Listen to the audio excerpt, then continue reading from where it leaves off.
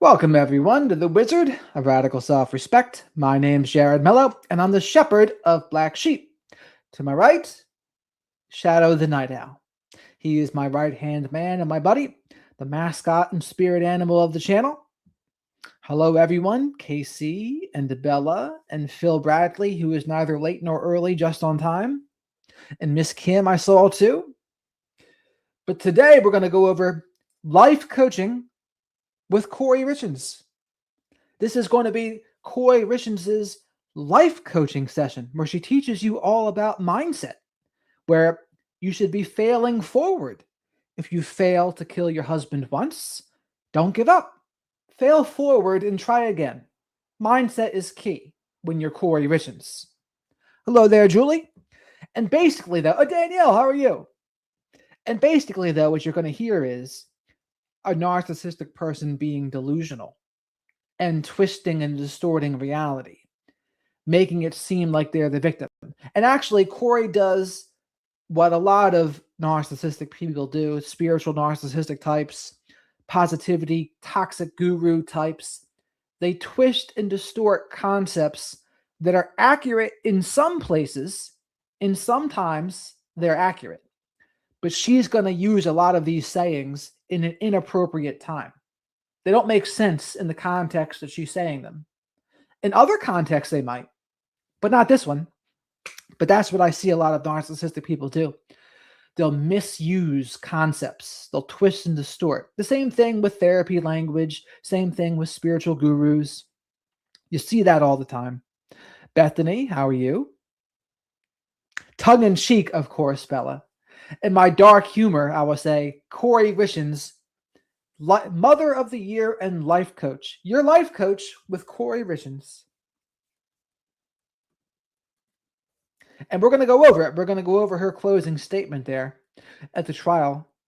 It goes on, but there's going to be a lot of good examples of things to call out, because if you've dealt with narcissistic people ever, you've probably experienced this, and you're going to see the twisting and distorting.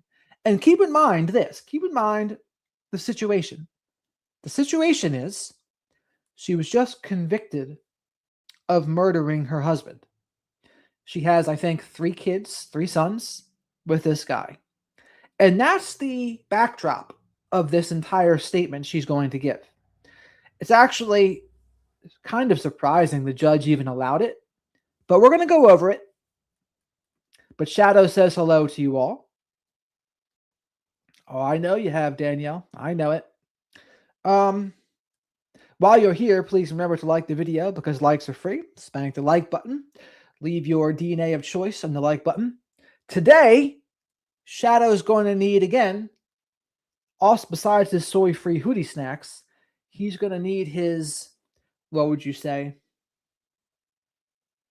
What do they give people when they overdose? Narcan. Shadow's going to need his Narcan today, now that we're talking about Kori Richins.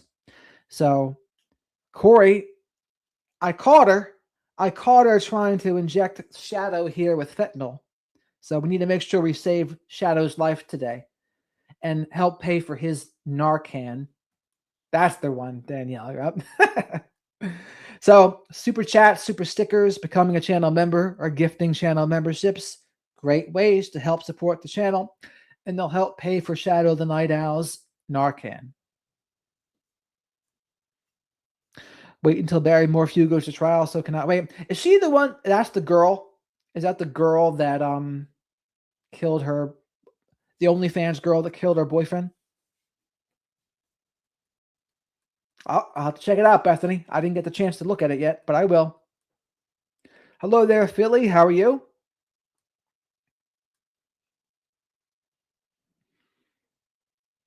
That's right. Narcan for owls indeed. Miss Kim, happy to have you back. Right in time, just in time for life coaching with Kori Richins. Hello there, Susan. Welcome. Hey from Australia. She is an evil, narcissistic psychopath. No empathy for her children. The hatred towards his family was vile. She's like a Lord Vallow twin. Love to her boys. Well said, Susan. And we're going to break down some of this. Hello there, Teresa. How are you? And everyone, say congratulations to Bethany for her new car. She got a new car.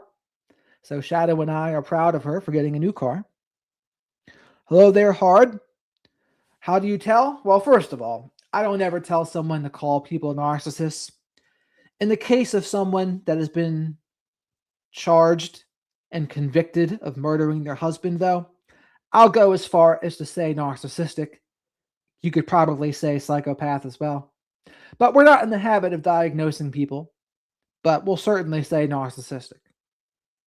But usually a narcissist will have feelings of grandiosity and superiority. They'll be entitled, exploitative, have impaired empathy, hypersensitive to criticism and perceived criticism.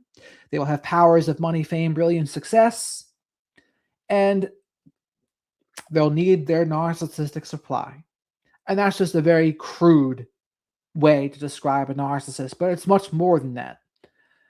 I think it's actually better to describe it as everything a narcissist does is about power, control, managing their image, narcissistic supply, and avoiding accountability. When you put their behavior through that lens, everything they do will make sense. Hello there, Marina. Oh, I know how that goes. It's so hard. It's the hardest.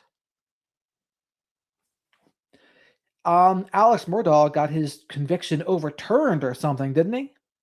I don't know much about that case, but I did see that making the rounds. Well, hopefully you feel better soon, Bethany. But let's get into Kori Richins' statement here. This is wild stuff. Now, this is the judge. I'm seeing the judge get a lot of praise for how he handled the case here. And I think today is Eric Richins' birthday. And that's part of the reason why sentencing was today. So, and for those of you who don't know, Kori Richins today sentenced to life in prison without parole.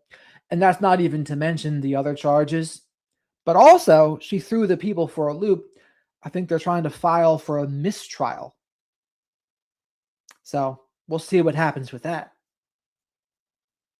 Either a mistrial or a new trial, I think is what they're going for.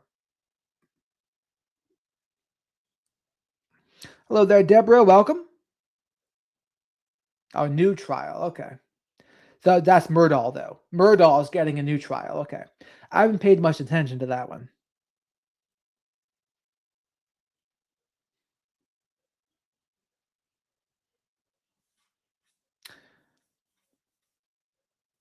So I was saying Kori Richins, though, she's filing for a new trial, right? And Murdaugh is getting a new trial. So two people so Murdaugh is getting a new trial. Kori Richins trying to, right?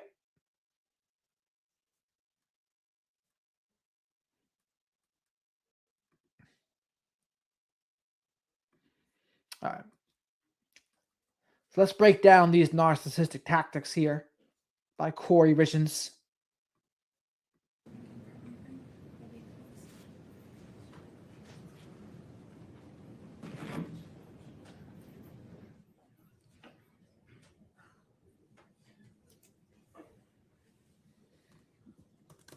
My sweet baby boys. I know that today you don't want to speak to me, have a relationship. Is it me or is the audio trash? I guess it's doable. But Laura, welcome. You reminded me. I went to the apparel store today and I'm going to get some shirts up. What do you all want, by the way?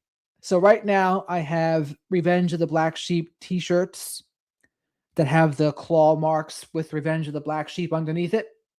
And there can be t-shirts, any size of t-shirt. It's easiest to do that as opposed to women only. But what kind of t-shirts would you want, or would you prefer sleeveless? We can start to do that.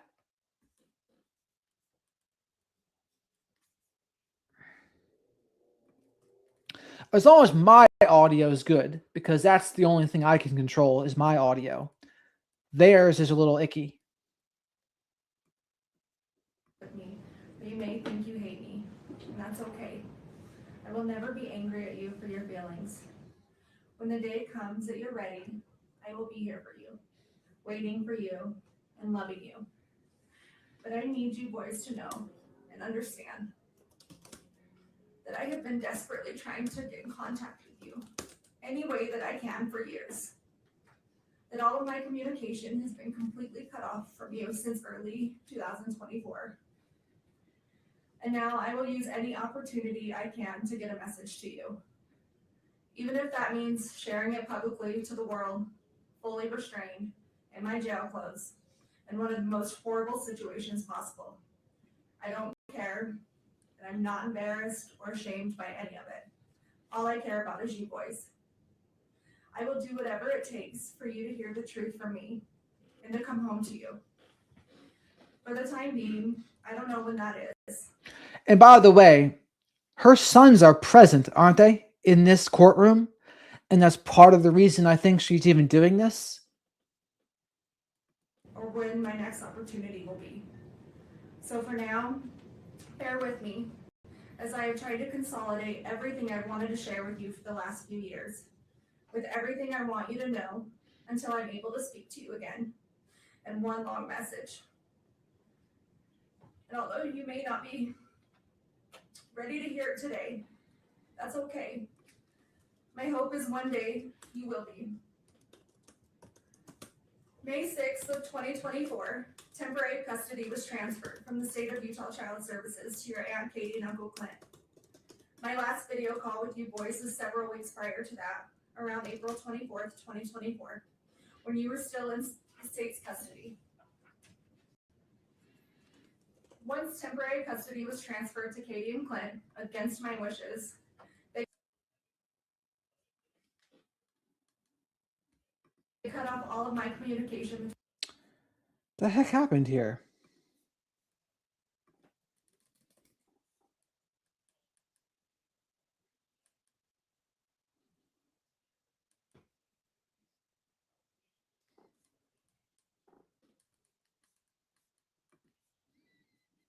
Between you boys and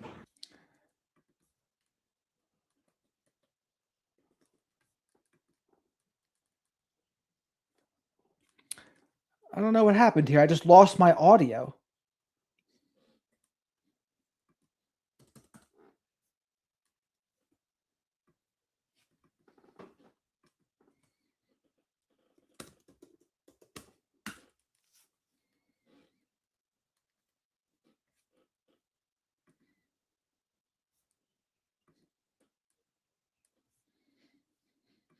By the way, can people still hear me?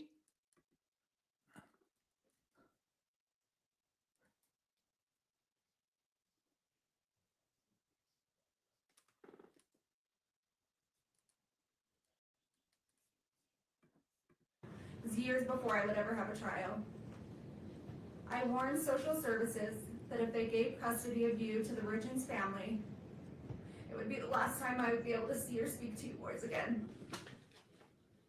In your opinion of me, in this case? So to be clear, her sons are not here, but she's addressing them. That's what we're hearing here. They're not there, but she's speaking to them as if they can hear her. That's what's going on? And wild allegations would soon mirror those of the Richins family. And that's exactly what happened.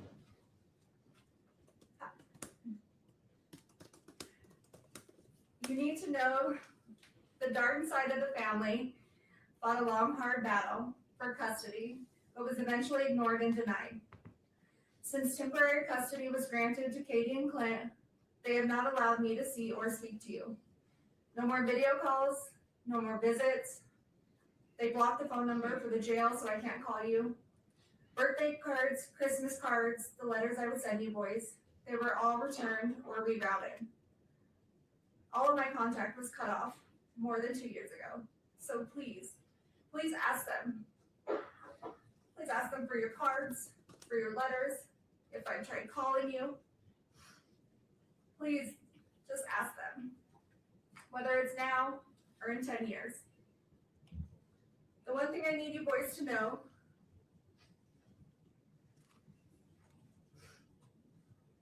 I did not abandon you.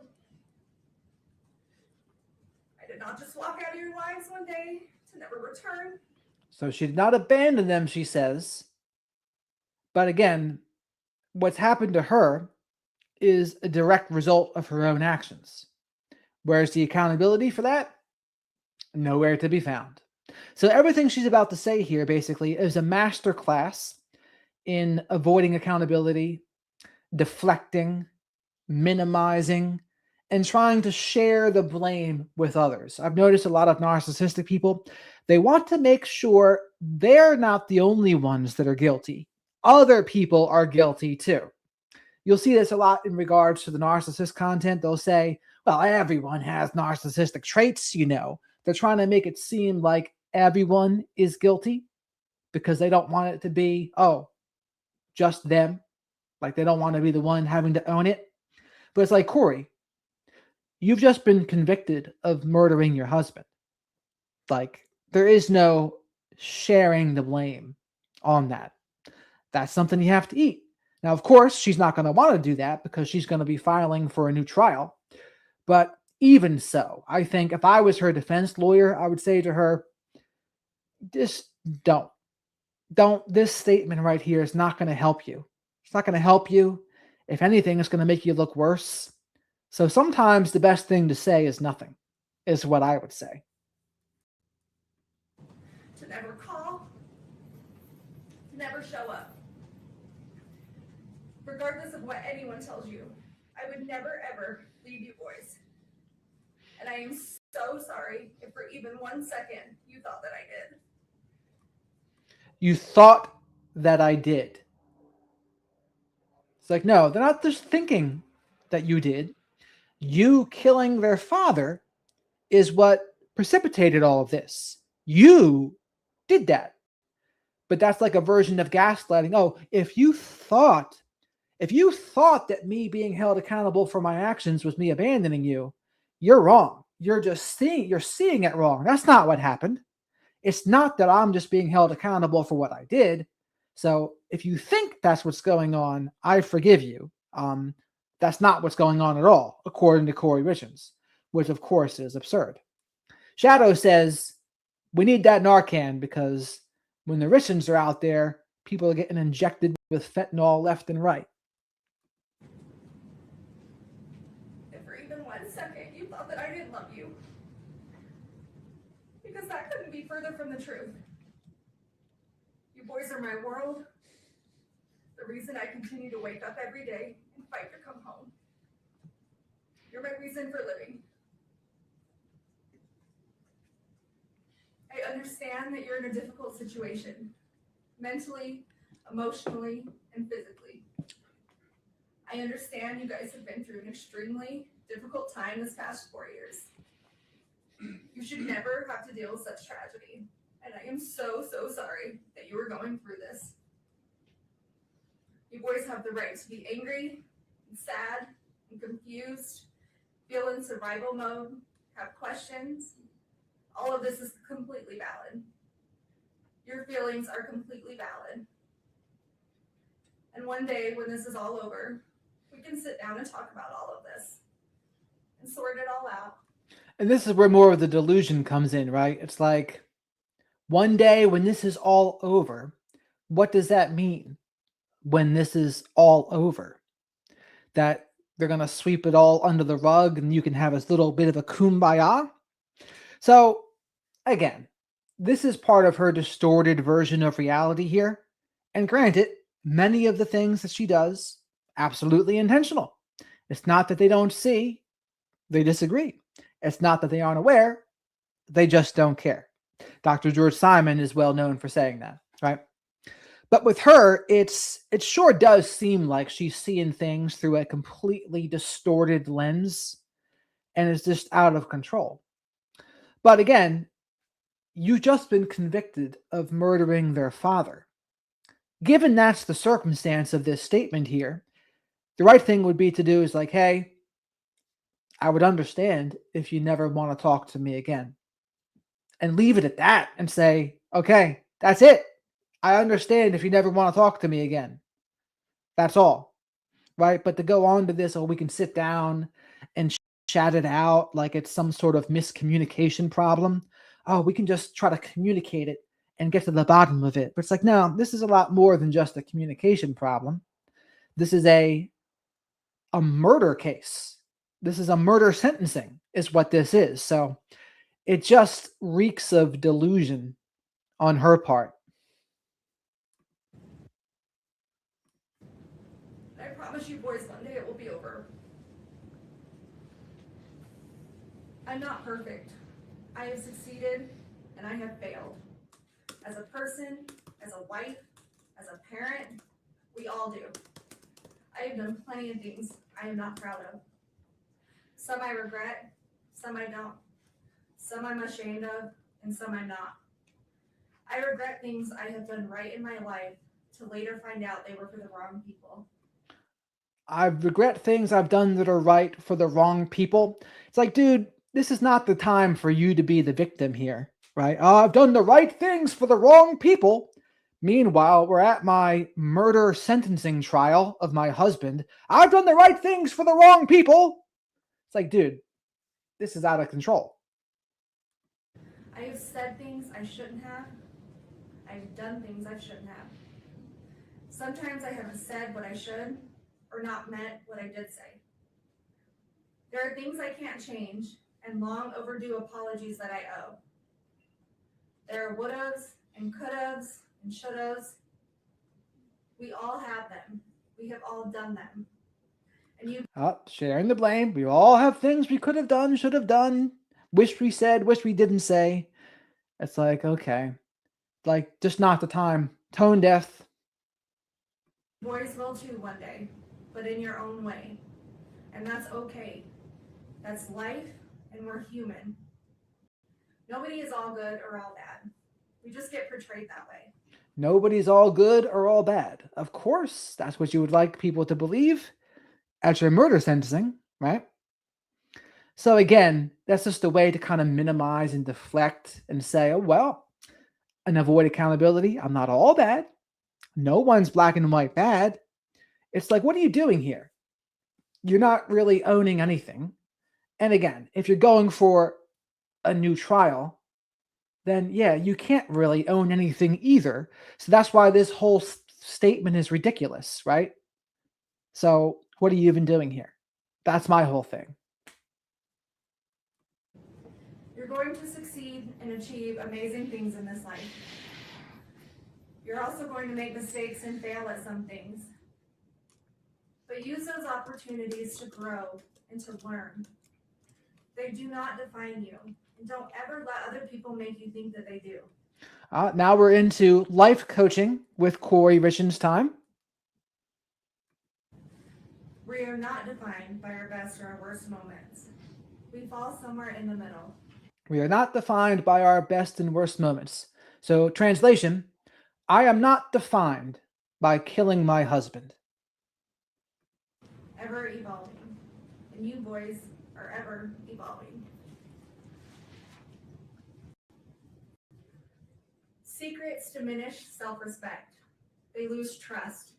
They make us lose ourselves. I fell in love with someone who wasn't your dad. Your dad fell in love with someone who wasn't me. I did things behind your dad's back. He did things behind mine. Trying to make it seem like their dad is just as bad. Oh, he's bad too. He cheated. He did this. He did that. He's bad. Again, trying to share the blame, share the responsibility. Don't keep secrets. Always put your spouse first. Your dad and I didn't always do this, but don't be like us in that aspect. We made mistakes that I know I regret. And I'm sure if he were here today, he would say that there are a few things he regrets as well. And again, it's just like when you're at your sentencing of the murder of your husband, it's like to be talking about what they could have been doing better. It's just not the time for that. This is not the time to be talking about what your son's father could have been doing better.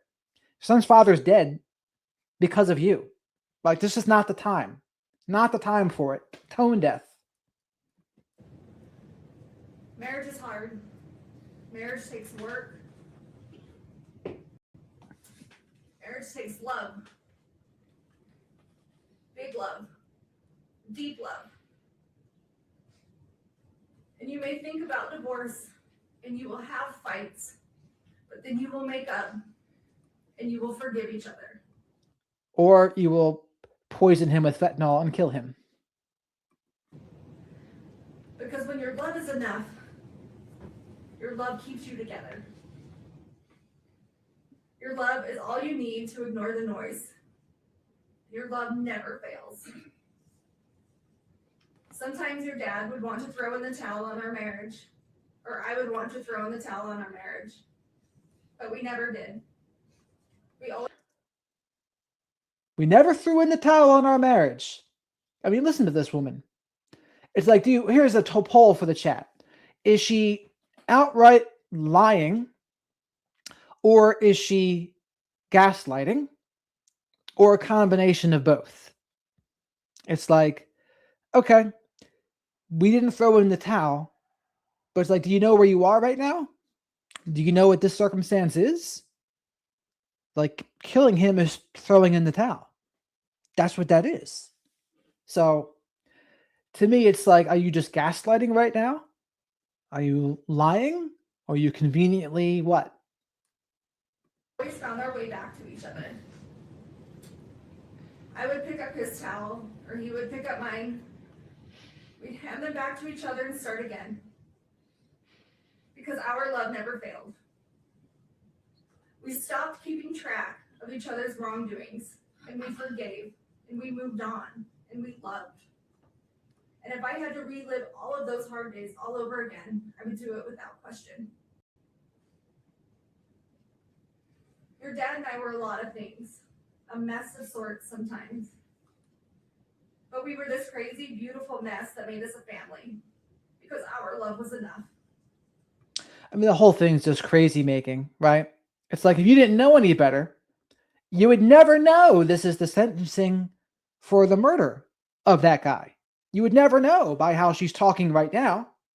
That's going to have the gaslighting, crazy making effect in general. And again, this is why she shouldn't even have said any of this. Because if you're going for a new trial anyway, like, what are you doing? There's nothing for you to say here. It's just going to make you look worse. So Jared, the defense lawyer, and Shadow seconds this. He would say, no, like, get her off the mic. Get her off the mic here. This is all out of touch. Or where's Kanye when you need him to snatch the mic from her? Our hard days never outweighed our good days. Our weak moments never outweighed our most memorable happy days. We always laughed more than we cried.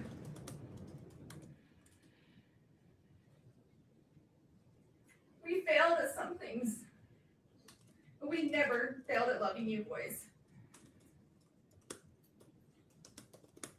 Our love was enough to make our house a home. Our love was enough to stay together, to raise you boys. Our love was enough to forgive each other when others said that we shouldn't. To do things for each other others may disagree with. So to forgive each other when others said you shouldn't? It's like she's framing it as, we forgave each other. We forgave each other. Really? Is that what you call forgiveness? Is that what you think forgiveness is? Doing that? And when you first fail, you fail forward and try again? That's what you think? Delusion.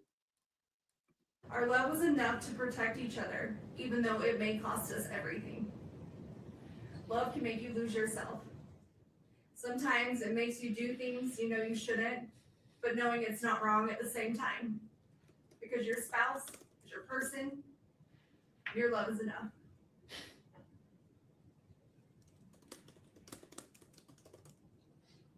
One day, you will meet someone and fall in love and understand that just your love is enough.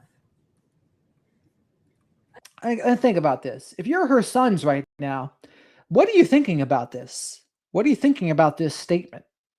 You're probably like, woman, what the hell are you talking about? Who do you think you are to be giving me life coaching parenting advice from your sentencing hearing, your murder sentencing hearing, that's the time for you to take the stage to give parenting and life coaching advice? Really? And I'm sure Eric's family, they've told the sons, like, yeah, this woman's out of control, right? They've already sheltered them from her letters and birthday cards, etc. And rightfully so. I mean, it's totally up to those kids what they want to do moving forward, right? When they're adults, and they can see their mother how they want to, I guess. Enough to withstand everything else. The noise of the world, the obstacles, the trials of marriage, the heartache, bad choices, forgiveness. You will understand your love is enough, and your love never fails. Now, I wish we knew who these people were. Is this Eric's family? This guy here is the dad, right? This is Eric's dad. I guess that's his new girlfriend or wife. I'm not sure who the rest of them are. But also, please remember to like the video while you're here, because likes are free. Spank the like button. Leave your DNA of choice on the like button. Make sure you subscribe to the channel. And as always, super chats, super stickers, and becoming a channel member or gifting channel memberships, great way to support the channel. They help pay for Shadow the Night Owl here's soy-free hootie snacks. Tonight, they will also pay for his Narcan, because if Kori Richins is on the loose, you never know. Shadow might get drugged. And say hello to the flock of black sheep in the live chat here. Great group of folks, very supportive and encouraging, and I'm proud to have them as members of the flock of black sheep.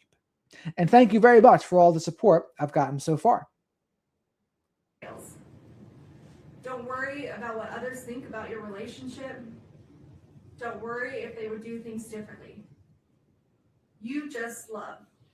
And you love big, and you love deep, and you protect your love. Your dad and I didn't have it all together. Together, we really did have it all. Because we had you three. Don't let anyone choose the direction of your life by their opinions and their judgments.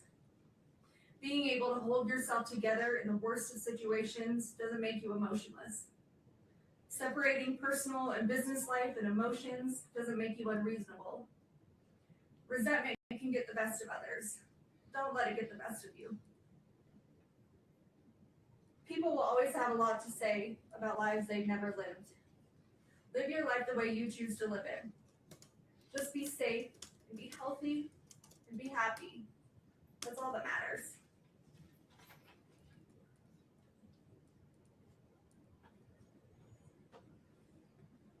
Sometimes people will want you to believe that life is simply black and white. The situations are black and white, but they're not. Life, situations, they're full of color. So what is she even trying to say here? She's basically saying, well, there's reasons why I did what I did. I'm not all black bad. And it's like, again, this whole drawn out thing is just very inappropriate for the time, right? And again, I bet you, I mean, you got life in prison without parole, right? That's what it is right now, unless she gets granted a new trial, which I would doubt she gets. But again, this is before the sentence, by the way. This is before the sentence has been given. Like, if anything, if she had any wits about her, she might just say, you know what? I'm so sorry. And that's really all I have to say. I'm so sorry this has even gotten to this place. And I'm so sorry that I've put my three sons in this position. I take accountability. The end. Now, of course, she's not going to do that, because, of course, maybe the defense attorney, like Bella said, is whispering in her ear, oh, we can get you a new trial. But if you own it, if there's anything that might give a judge some leniency, it's that. But granted, it didn't help the FedEx dude, though. But rightfully so in that case, because that crime was just so heinous, right? And he got the death penalty anyway. At the very least, shades of gray. Always question the color. even if you're only questioning the gray areas. Keep an open mind. Question situations and stay curious. You will have some people in your life tell you how their love for you is unconditional. But once your most private life has been revealed, you quickly find out just how conditional their love actually was. Yeah, sometimes when they find out you've been accused of killing your husband, your kid's father, some people don't like you anymore. How about that? Choose the people you hold close to your heart wisely. And always be the friend that walks into somebody's life when everyone else chooses to walk out. Always remember, the only people you owe your loyalty to are those people who never made you question theirs.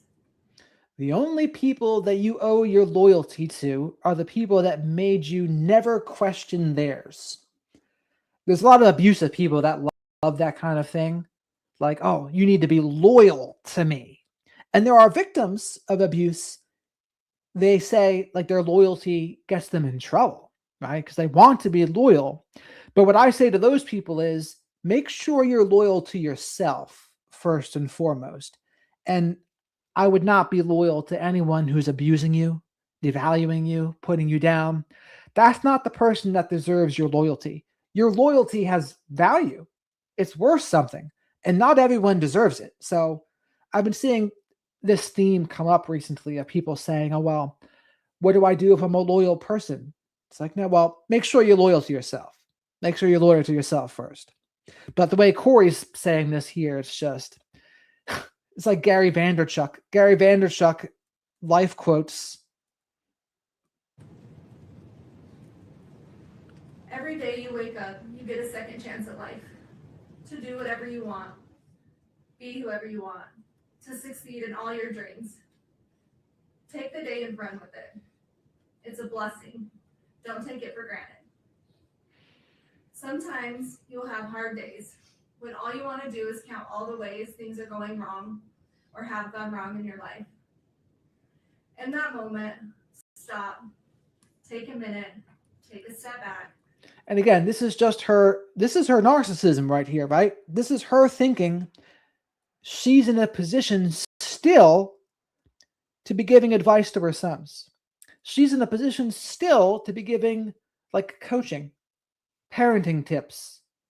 From my murder sentencing trial or my murder sentence hearing, I should be giving you tips. It's like, actually, Kori, you could probably be learning from your sons. How about that? Where's the humility? Where's the humility? No humility. What is all this? Grandiosity is what this is.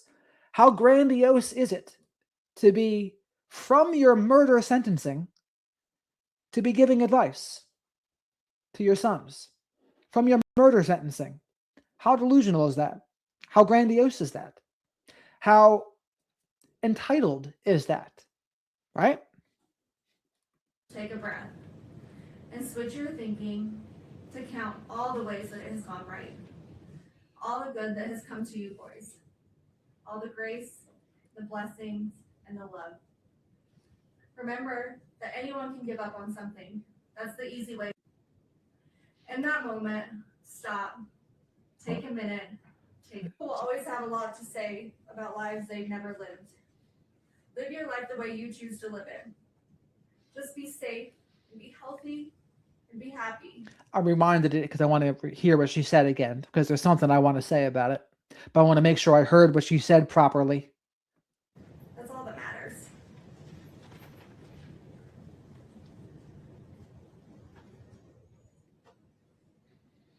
Sometimes people will want you to believe that life is simply black and white. The situations are black and white, but they're not. Life, situations, they are full of color. At the very least, shades of gray. Always question the color, even if you're only questioning the gray areas. Keep an open mind. Question situations and stay curious. You will have some people in your life tell you how their love for you is unconditional. But once your most private life has been revealed, you quickly find out just how conditional their love actually was. Choose the people you hold close to your heart wisely. And always be the friend that walks into somebody's life when everyone else chooses to walk out.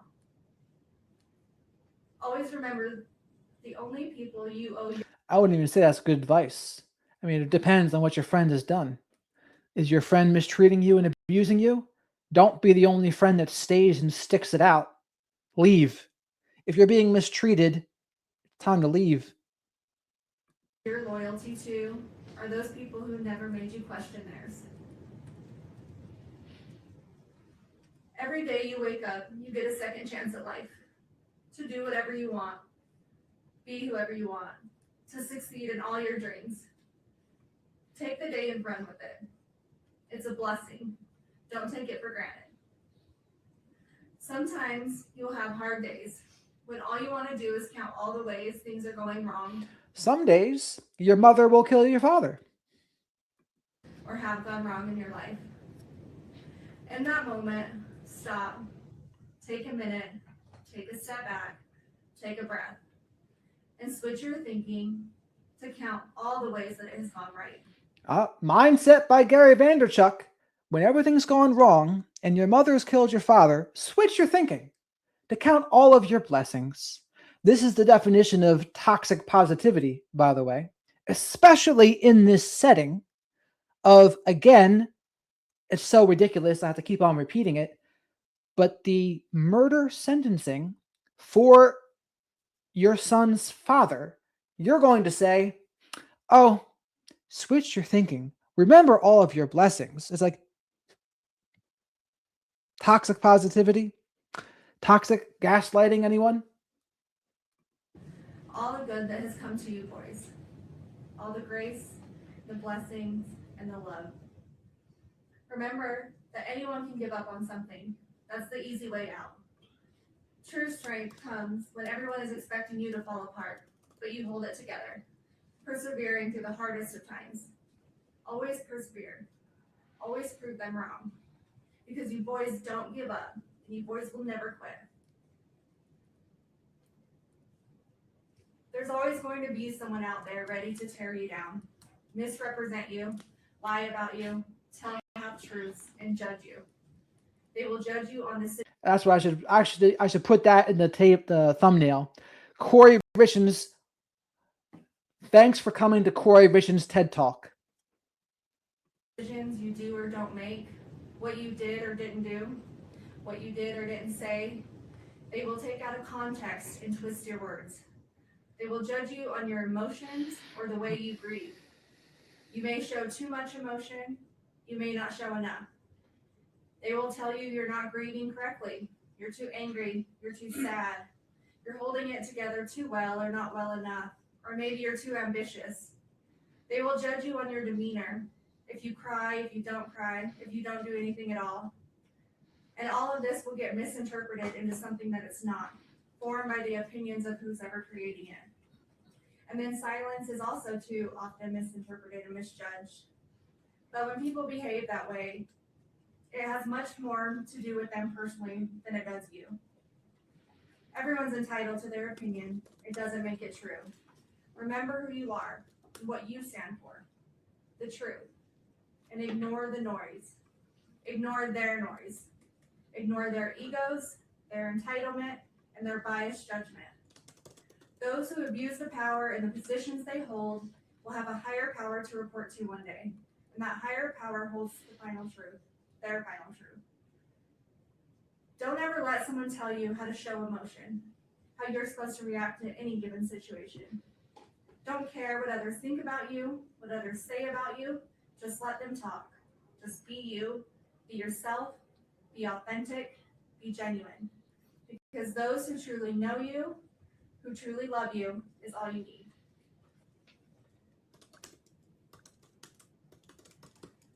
Forgive those who turn their back on you, but never forget. Don't hold hate in your heart toward others. It only brings you down more than it does them. Again, she just kind of lost the plot on the entire thing here. It's like, it's just not the place for this. Not the place for this kind of motivational speech. Apologize when you're wrong, even if that apology is long overdue. You can't change what you can't change, and you can't change the past. But you can take accountability when you mess up.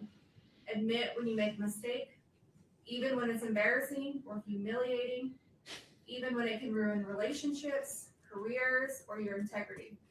Be honest with yourself and those you need to. But never apologize for something you didn't do. Never admit to something you didn't do.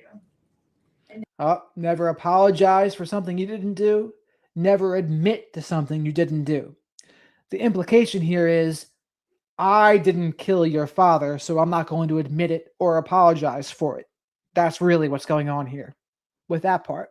Never beg for mercy for something you didn't do. And never beg for mercy when you didn't do it. And again, considering the circumstances, 3 weird things to say. Don't take the easy way out. Always stand up for what's right, even if you find yourself standing alone or with a small group of people that love you. Believe in yourself and be brave. Never give up on your fight, no matter how long it takes. Months, even years. Never give up on truth, justice, and the fight of corruption. When something is broken, fix it. When something doesn't make sense, question it. If money is paying for it, follow the money. Your brothers are your best. That's more like a confession there. When money's paying for something, follow the money. Well, that's how she would roll, right? Money was very important to her. Best friends.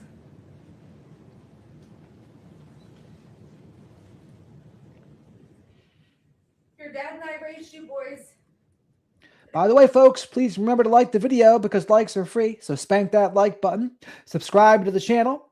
And today, the super chats, super stickers, and becoming a channel member and gifting memberships are for Shadow's soy-free hoodie snacks and his Narcan, especially as we watch Kori Richins here. Shadow had been poisoned with fentanyl, and we need to get his Narcan to revive him. If you cared about nothing else in this world, you care about each other.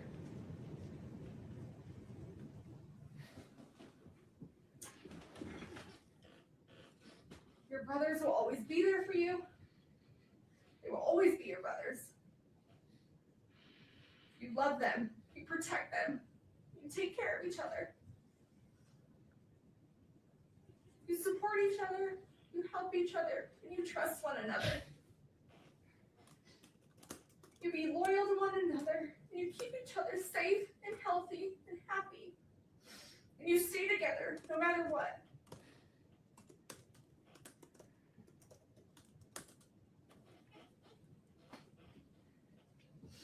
You have each other's backs. Be patient with one another. I can imagine her family right now, like their eyes are rolling, or his family's, their eyes are rolling in the back of their head throughout all of this. It's like, oh my God. Like, this is just unhinged and tone deaf.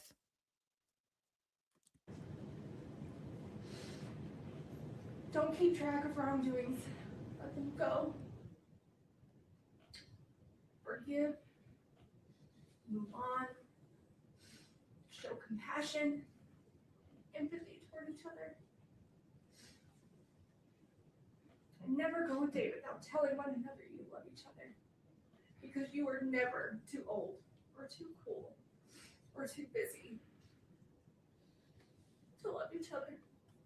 Yes, she can talk, Bella, but she could also be mindful of how she's going to be perceived and how people are going to take what she's saying here.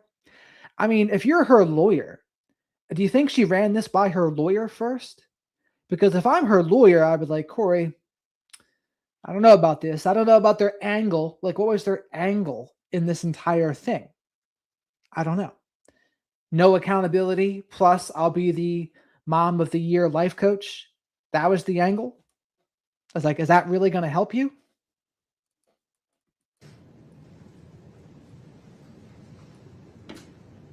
Don't ever settle for just good. school, in your career, in hunting, fishing, in your relationships, in your goals. Exceed expectations.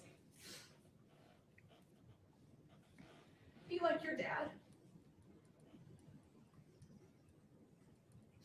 Be generous. Be charitable. Stay humble. Give when you have too much. Give more than you take. Help when others are in need. Serve your community. Be like your dad. Never stop learning through education, through people, through travel, culture, through business and friends, from your success and achievements, from your mistakes and failures. Be like your dad.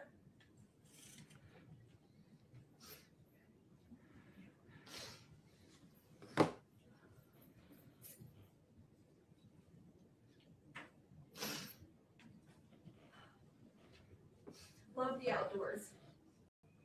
Find your peace, your therapy, your heart and soul on the top of a mountain somewhere where it's quiet, where it's calm, where you will be able to feel the spirits of those that you love and miss the most. Be like your dad.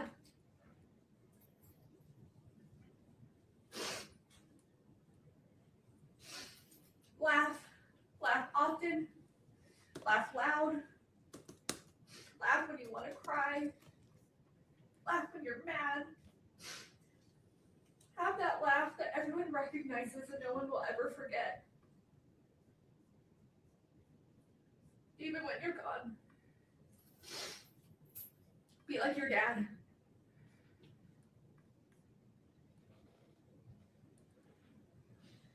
Love your family through the good, the bad, the disagreements, the back and forth arguments. Choose forgiveness. Choose love. Choose happiness. Be a loyal brother. Be a noble son. Be like your dad.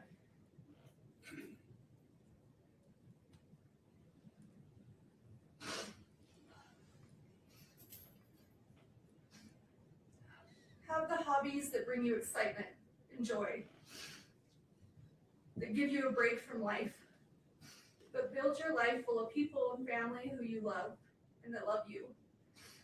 Build a family that makes you happy to come home to every day, with a career that makes you hold your head high.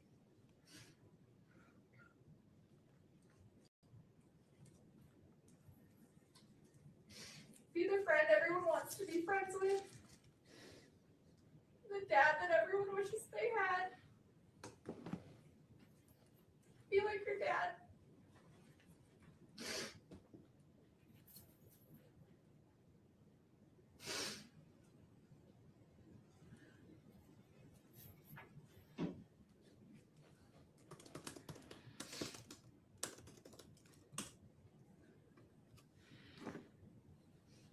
As your parents, your dad and I wanted to give you every opportunity or choice that we didn't have. We would do anything for you boys, or break our backs falling over obstacles and finding our way to be sure you had the best of the best. Even if we didn't always do it well, or have the right answers, or the words, we would give you everything that we had.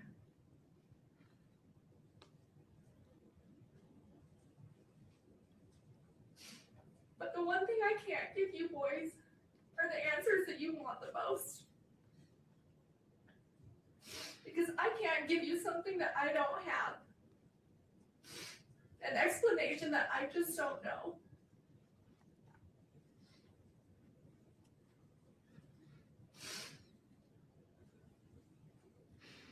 I've never lost a son. I've never lost one of my brothers, a nephew, or a best friend.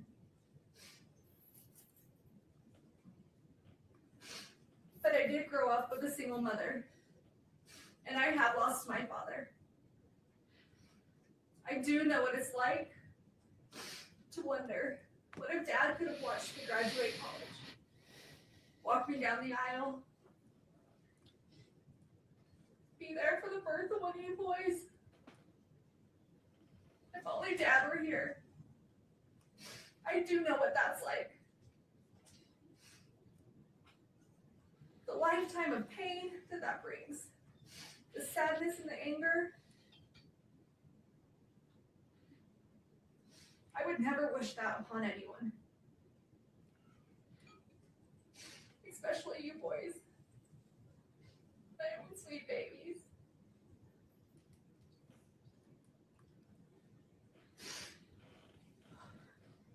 It's a lifetime of what ifs and if onlys. An empty hole in your heart where your dad's supposed to be. And you see, Bella, what would you want her to address in this entire thing, right? I don't think you go down this angle of giving advice and acting like you're in a position to be giving advice on this day. Not the method I would suggest. He's supposed to feel. He's supposed to walk through life with you, with us, with our family. I do know what that's like. So murder, an attempted murder, 4 years later, and it's still hard for me to say those words out loud. They get caught in my throat. I turn my stomach, and I try to avoid them as much as possible. Because it makes me physically sick to think about. But still to this day, I can't believe this is real sometimes. That this is our life. That this is my life. Convicted of taking a lot of my life to fill it the most. My husband, father of my children,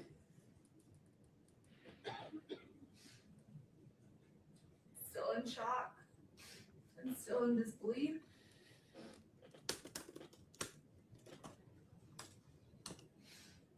Accused and now convicted of such a heinous crime. Potentially costing me to never see you boys again. Oh, so she's the victim. She's been accused and convicted, and now she'll never see you again. So she's the victim, apparently. We just lost both of their parents, and there's no textbook answer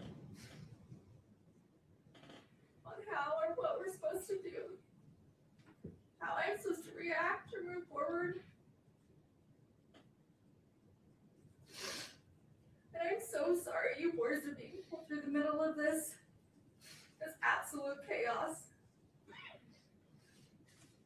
Between two families fighting that both love you so very much. Trust and assets. What a wild way to frame it. Two families fighting. This is just two families fighting, boys. This is what two families fighting looks like. Our home. None of it matters. You boys are what matter. Your safety, your health, mentally, emotionally, all of that should be being prioritized. I will and have always prioritized your safety. I am your mother, and that is my job. And for anyone to scare you otherwise is just cruel and heartless. So anyone who tries to protect them from me being Kori Richins, is cruel and heartless. They're the cruel and heartless ones, the ones that are holding me accountable for my actions, the ones that are enforcing consequences. They are really the cruel and heartless ones. Narcissist, expert DARVO, deny, accuse, reverse victim, and offender. Even on your murder sentencing hearing, they'll pull some DARVO. The people that are keeping you from me, they're cruel and heartless. They're the bad guys, not me. Wild. Wild way to flip the script, right? And rewriting history, we'll say as well, right? Oh, I'll commit homicide and I'll still be the victim. How about that?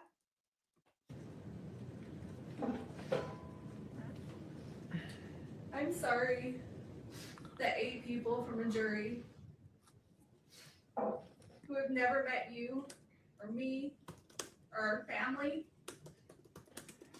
had the right to determine our future.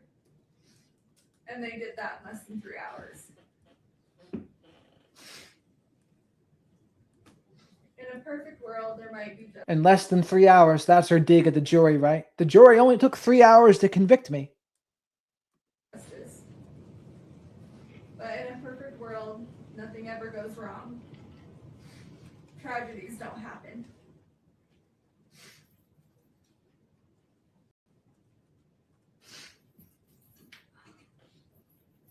Some think a verdict or the sentencing will be the answer that they seek or that they need, but it won't. It will only give them something else to think about for a while. It may help to disperse some of their hurt or their resentment, but it won't relieve it. This grief will outlive us all. The hundreds of lives that this has affected. The lifelong trauma you boys have suffered this last 4 years will outlive us all. You haven't had to just endure losing one parent, but losing 2. And no child should ever have to go through that, especially when one was an unforeseen tragedy and the other based on injustice and a system we're supposed to trust. Oh, it's injustice. So see that? It was injustice that she was convicted. And again, never mind the fact that your mother did this, your mother's responsible for this, never mind that. But this was all injustice. I mean, what do you think the judge is thinking as he hears this? Because again, the sentence has not been given yet. What do you think the judge is going to be thinking about this? Like, oh, so this is a woman that really just has no idea. No remorse, no empathy, playing the victim, blaming others, using DARVO, turning it into a TED Talk. Like, what is this? What is the judge supposed to make of this?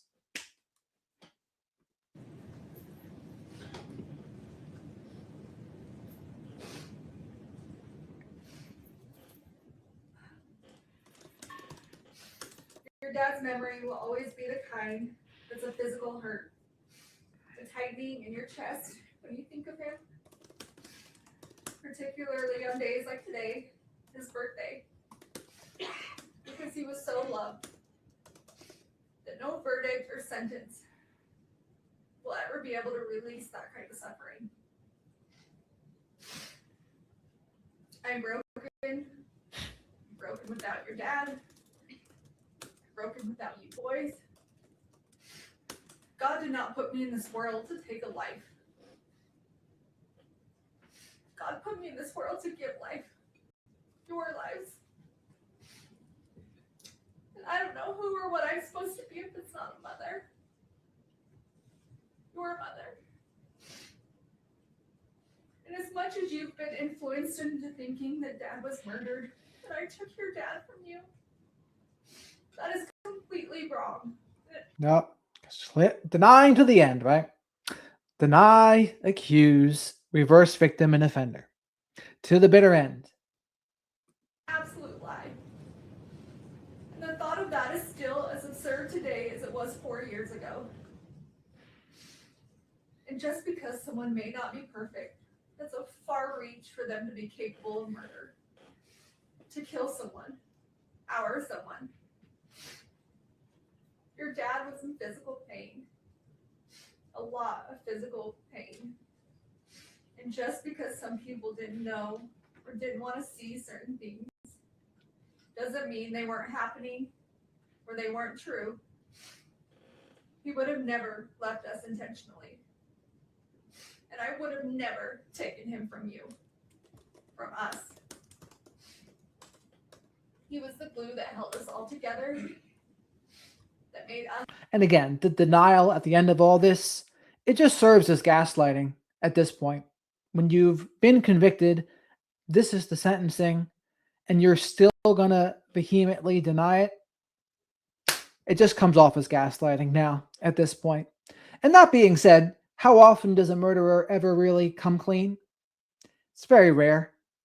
Now, again, I will say Tanner Horton, he did, and he got the death penalty.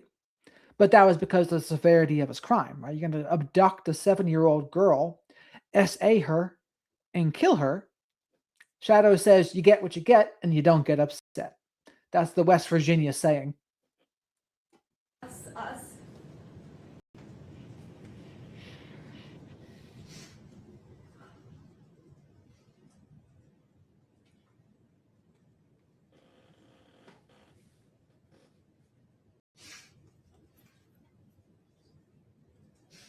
Every little boy needs their father. Is he supposed to teach you the things that I could never explain?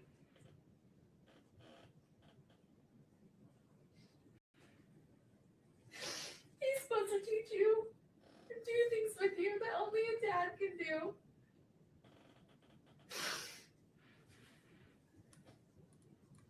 And don't get me wrong, Hot Ham. Her defense, I think, let her down a little bit too. They might have been able to get beyond a reasonable doubt in there, but they didn't. And that's on her. That's on her lawyer. And only he could give you those life lessons between a father and a son.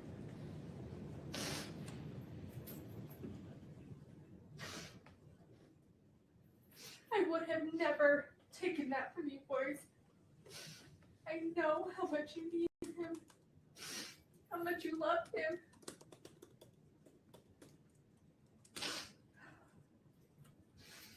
How much you aspire to be just like him.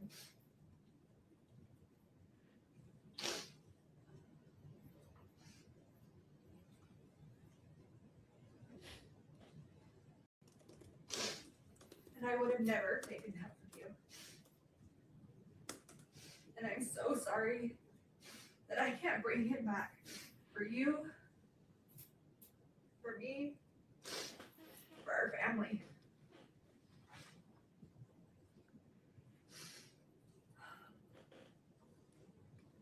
And Tina, and that's on her then, right? That's on Kori Richins.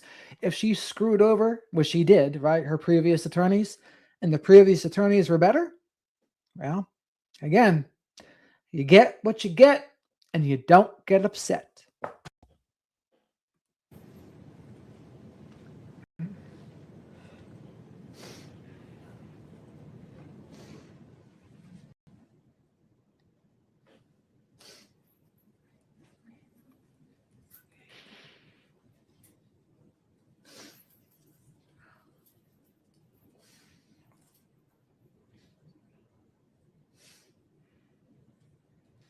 I can beat myself up. That would be the classic soundtrack. The violins, the smallest violins playing. What did she just say? I'm not going to beat myself up. Let's make sure we get it here. I would have never taken that from you boys. I know how much you need him, how much you love him. And again, this is all just an acting job. Like if she's guilty, which she probably is. I mean, let's keep it real here. I mean, and again, though, whether you did it, I always remember this defense attorney's billboard. It says, just because you did it doesn't mean you're guilty. And that is true. That is how the court of law works. You can be guilty, but if the defense attorney can prove that it's not true beyond a reasonable doubt, like there's a reasonable doubt you didn't do it, then you're off. You're all free. So, again, the histrionics here in this entire theatrical performance, because that's really what it is, a theatrical performance, you pretty much have to be a psychopath to do this at this point, I think. Like to go through this whole routine and then be guilty. Not good. How much you aspire to be just like him.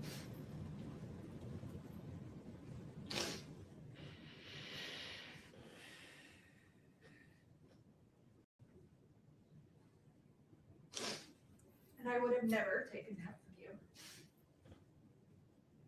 And I'm so sorry that I can't bring him back.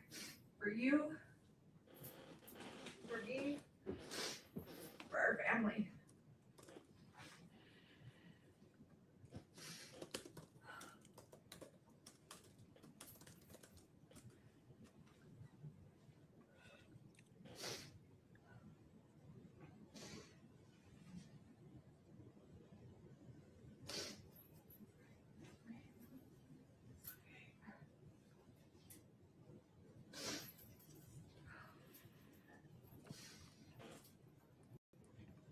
And by the way, not to keep it even here too, that guy Tanner Horton, also a psychopath.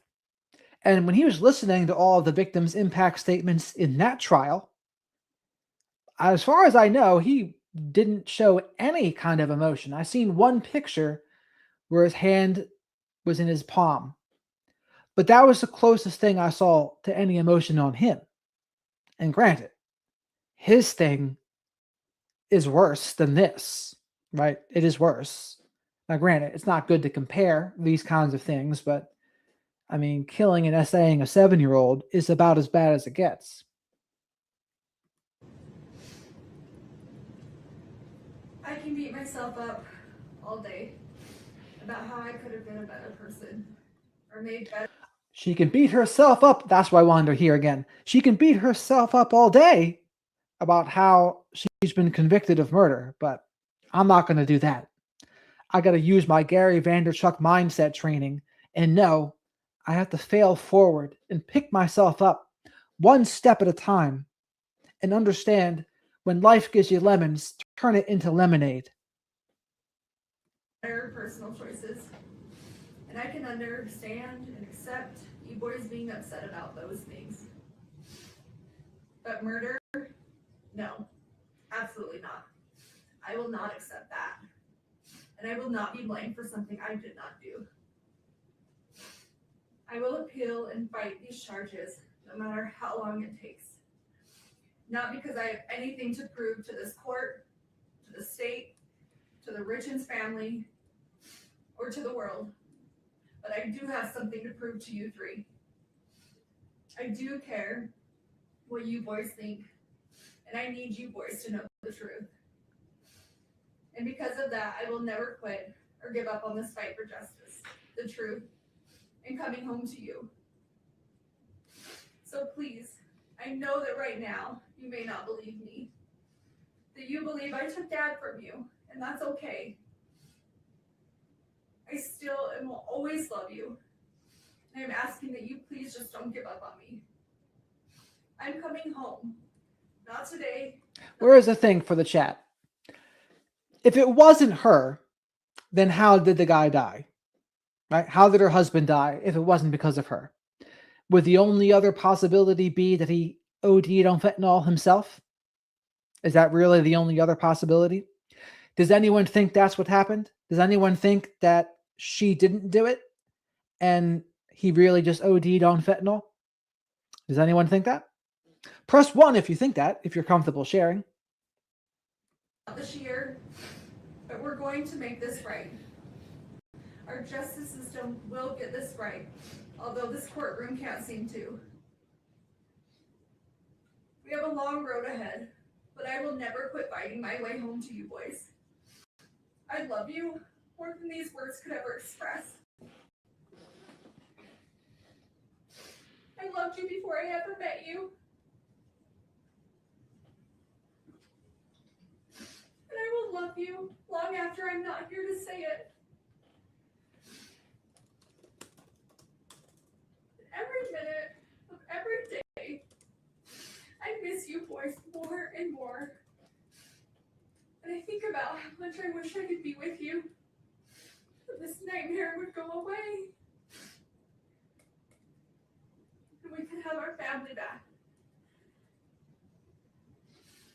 This entire situation isn't fair to anyone, but it's especially not fair to you three. Oh my God. And you boys are Hot tea, is that true? Look at this. I'm going to put this on the screen.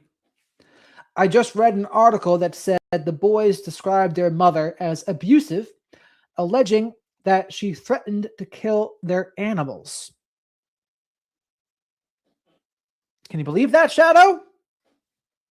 Threatened to kill their animals. What kind of psychopath is she? Imagine, so that's, if that article's true, what are her sons thinking of this performance? Like, dude, like, shut the fuck up, is what I'd be thinking if I'm one of her sons, right? Like, get the hell off. Get her off the stage. Where the hell's Kanye when you need him?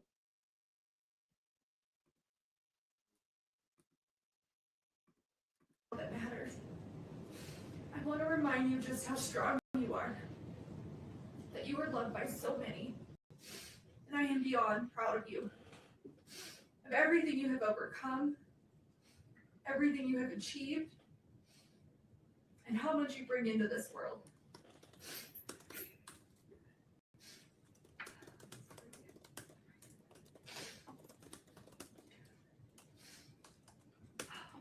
You boys have been through so much. And I wish I could take away all your sadness and all your pain. Tell you how much Dad and I love you, and that everything's going to be okay.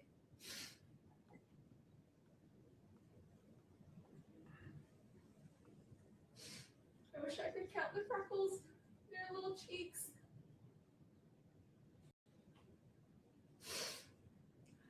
Read your books before bed. So here's what one of them says. Fear of harm.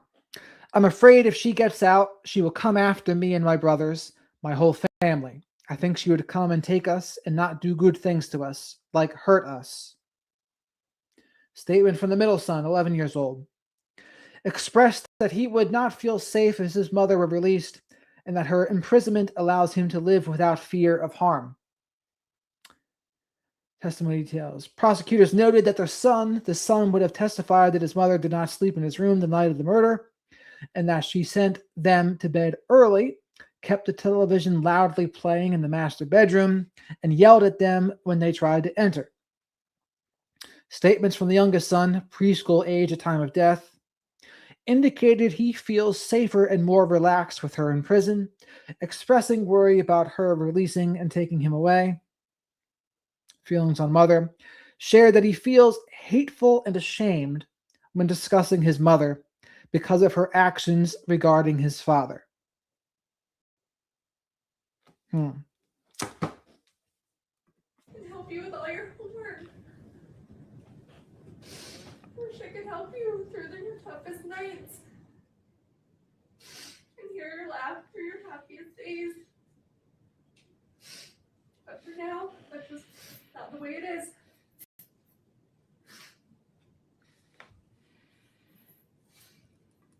And this just goes to show you how delusional, this makes this sound even more delusional, right? If that's what her sons are saying, she's just on another planet.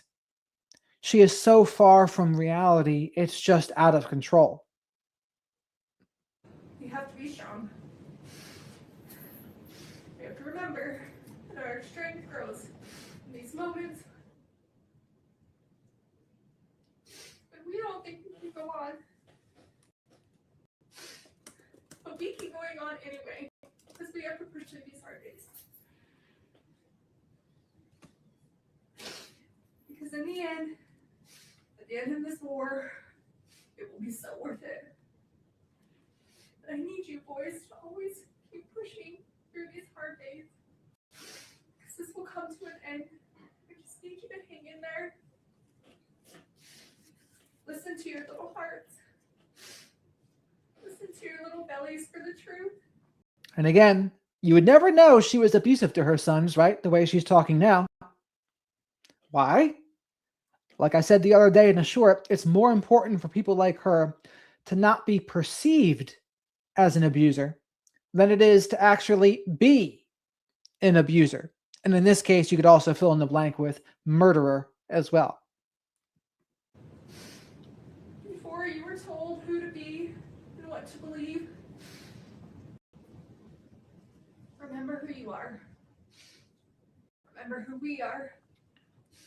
Remember our family. I will continue to call you every day, even if my calls are blocked. Just so you know that I'm here. I've always been here. And what does that show? A disrespect of her children's boundaries? I mean, they said she heard the statements that her sons made. They don't want to be a part of her life at all. They're afraid of her. They feel safer without her. They feel safer that she's in prison. And she says, I'm going to continue calling you every day, even if my calls are blocked. And if an abuser is doing that to you, what are you going to think? You're going to think, yeah, this person hasn't changed. They're still trying to go around my boundaries.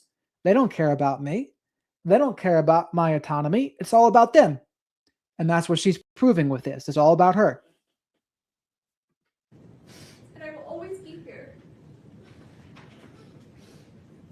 My cards, my letters, it will never stop. I will never stop. I love you forever, Mom.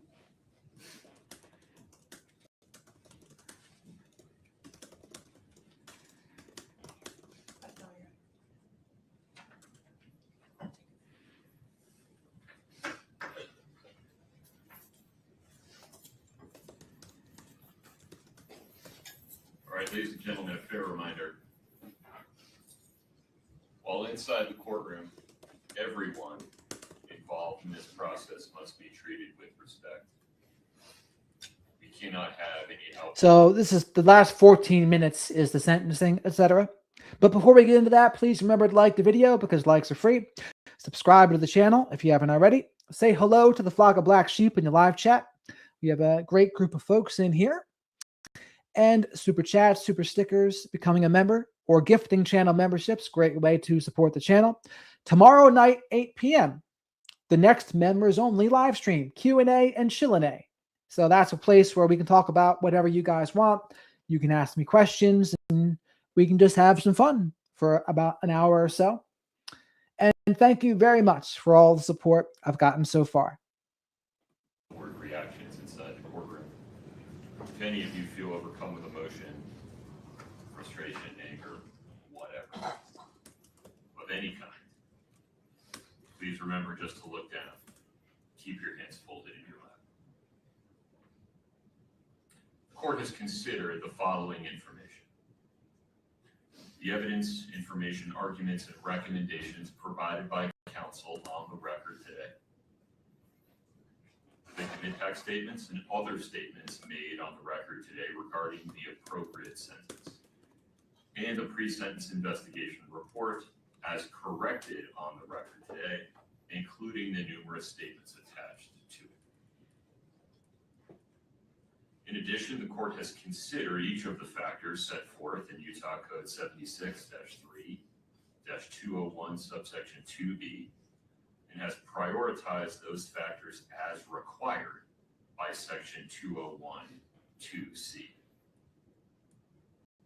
Having considered the gravity and circumstances of the offenses for which Ms. Richins has been convicted, the number of victims, and available information regarding the history, character, and rehabilitative needs of the defendant, the court hereby orders that the sentences on counts 2 through 5 shall run consecutively to each other and to the sentence imposed on count 1. Moreover, the court exercises its discretion and chooses to impose no fines related to any sentence in court addresses the 5 counts on which Ms. Richins was convicted in reverse order. Ms. Richins, based on your conviction on count 5, third-degree felony forgery, the court hereby sentences you to an indeterminate prison term not to exceed 5 years. Based on your conviction on count 4, second-degree felony insurance fraud, the court hereby sentences you to an indeterminate prison term of not less than 1 and not more than 15 years. Based on your conviction on count 3, second-degree felony insurance fraud, the court hereby sentences you to an indeterminate prison term. And yes, well, no one's saying that she shouldn't talk. My issue is what she's saying. And that's what her lawyer should have helped her with this, because she didn't help herself at all. Of not less than 1 and not more than 15 years. Based on your conviction on count 2, first-degree felony attempted aggravated murder, the court hereby sentences you to an indeterminate prison term of not less than 5 years, and that may be for life. Which brings us to the final issue, the appropriate sentence for count 1. Under Utah Code 76-3-207.7, there are only 2 options.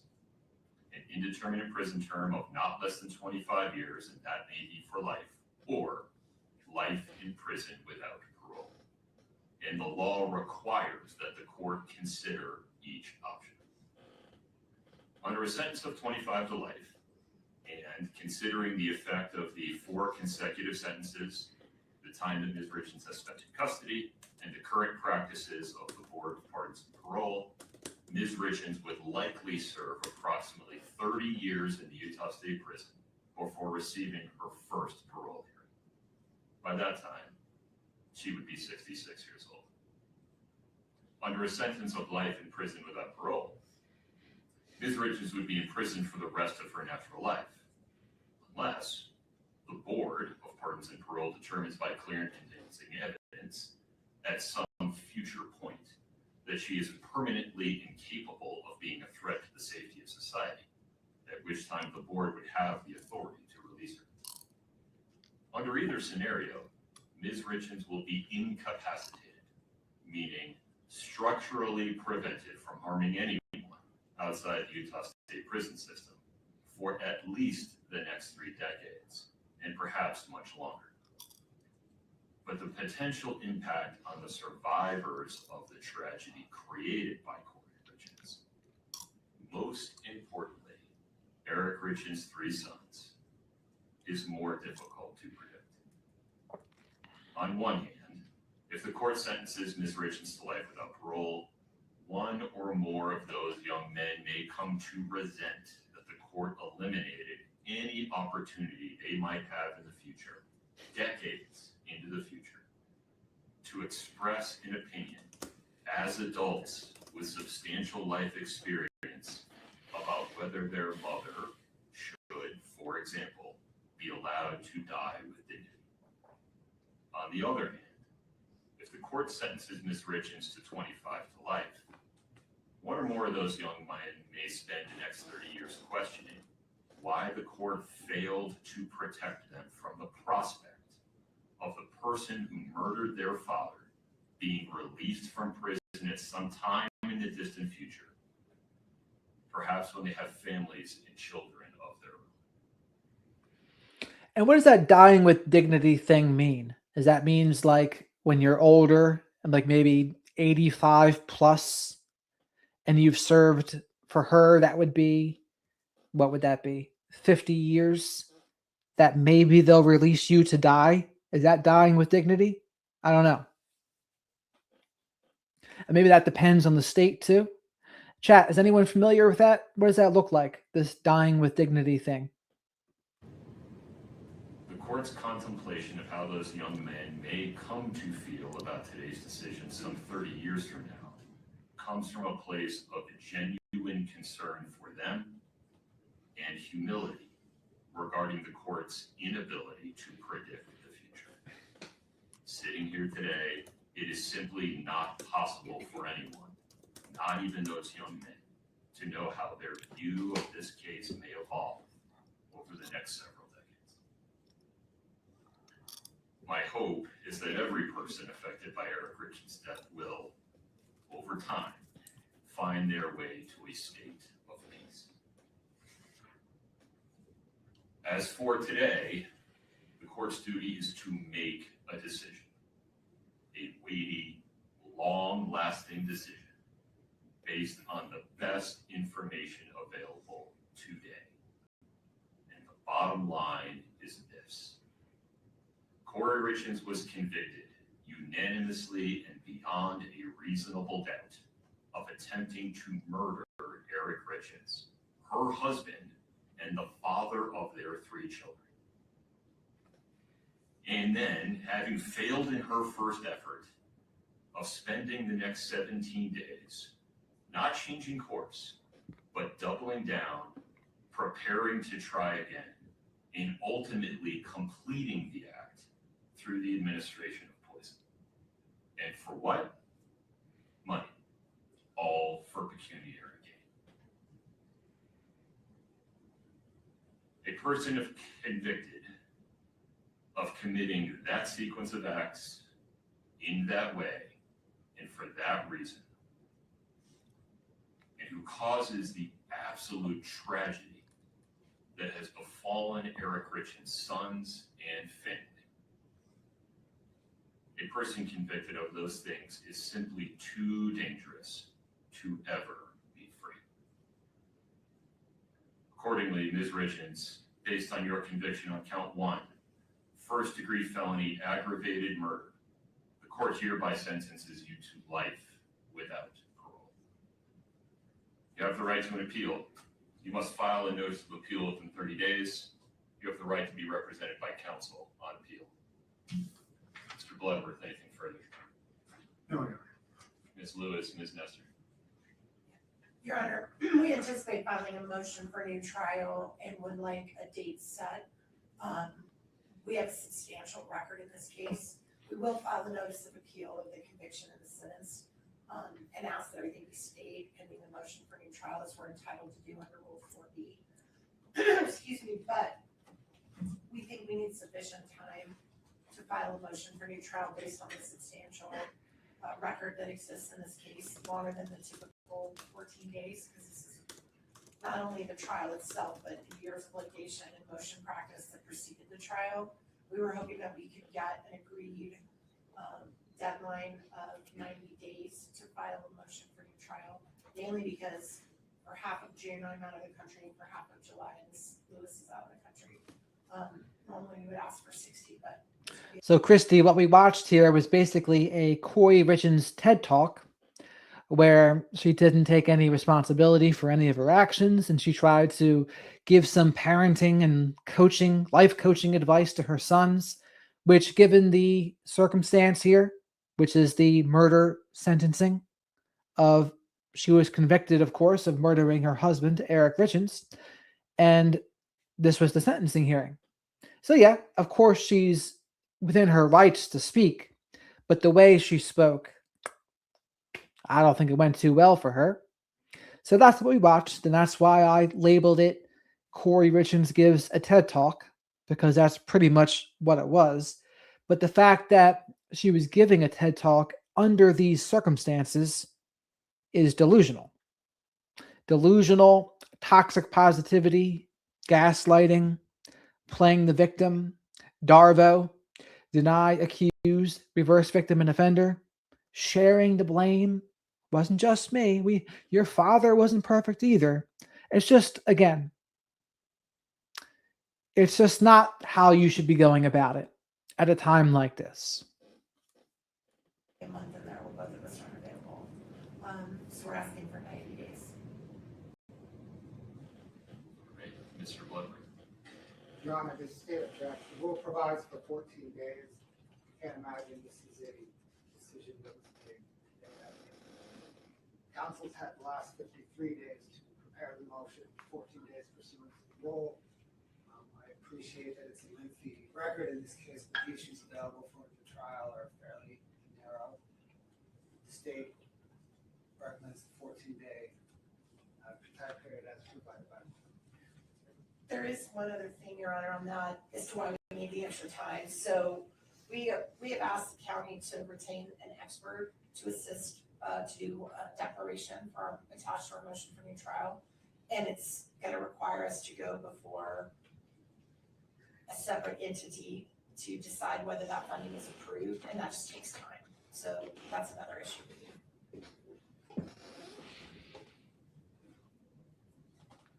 I feel like there's more that I need to know in order to make this decision. And so I can also appreciate why defendant is concerned about the 14-day deadline so they do not lose that opportunity. Sitting here today with very little information and the state having very little opportunity to respond to this idea, I'll extend your deadline to 28 days. But within that time, if you want to file a motion to extend it, Ms. Nestor, with more detail, you have 14 days to file that motion.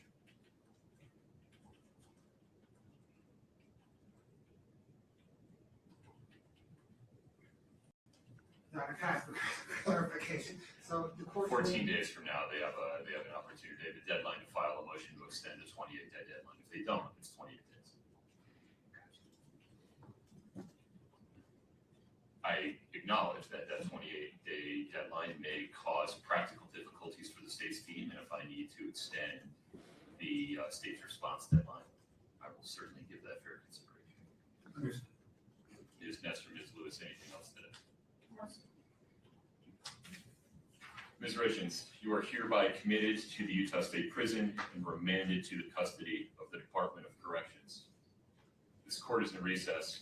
Please follow the deputy's instructions. We're off the record.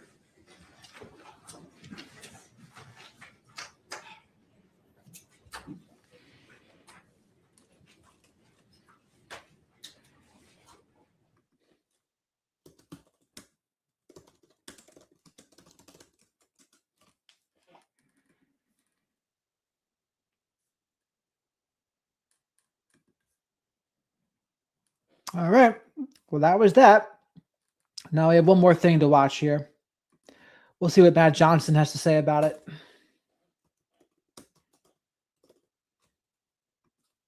But please make sure to like the video here. Oh, this is a long video too. Hey everybody, Matt Johnson here. Convicted husband killer Kori Richins in court for her sentencing.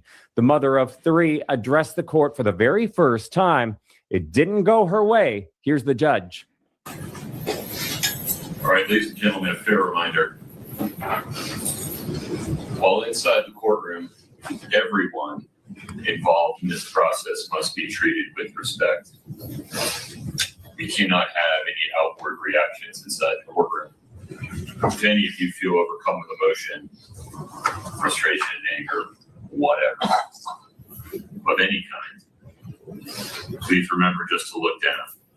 Keep your hands folded in your lap. Kori Richins' son, you must Call her. And also to life. Eric's father, his sisters, and also his children, his 3 small boys. Their statements were read into the record, and they were shocking, with allegations of abuse and that Kori killed their pets on their property. It was very shocking stuff. And they were Killed their pets. So hot tea, that's a little different. I heard that she threatened to kill them. Matt Johnson says no, she did kill their pets. Even worse. not asking for parole for their mother. In fact, they didn't even call her their mother. They just said Kori or the defendant. And we also heard from Kori herself. Remember, she didn't take the stand during her 3-week-long trial. They didn't call any witnesses on her behalf. But today, we heard from her mother, her brother. We also heard from people who knew the Richins couple in happier times. That was strange. And then Kori stood up, didn't take accountability, and she gave one of the weirdest statements I've ever heard. My sweet baby boys, I know that today you don't want to speak to me, have a relationship with me, or you may think you hate me, and that's okay. I will never be angry at you for your feelings. When the day comes that you're ready.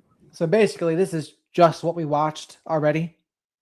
So we'll see. We'll see with what we think. I will be here for you, waiting for you, and loving you. But I need you boys to know and understand that I have been desperately trying to get in contact with you any way that I can for years.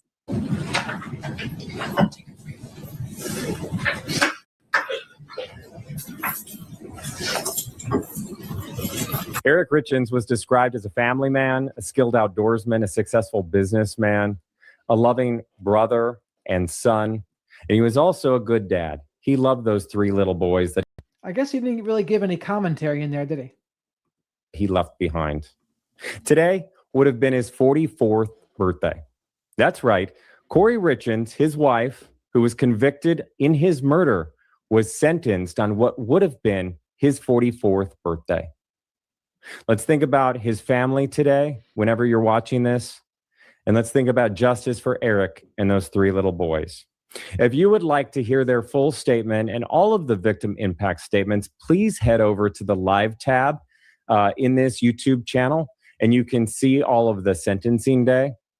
In the meantime,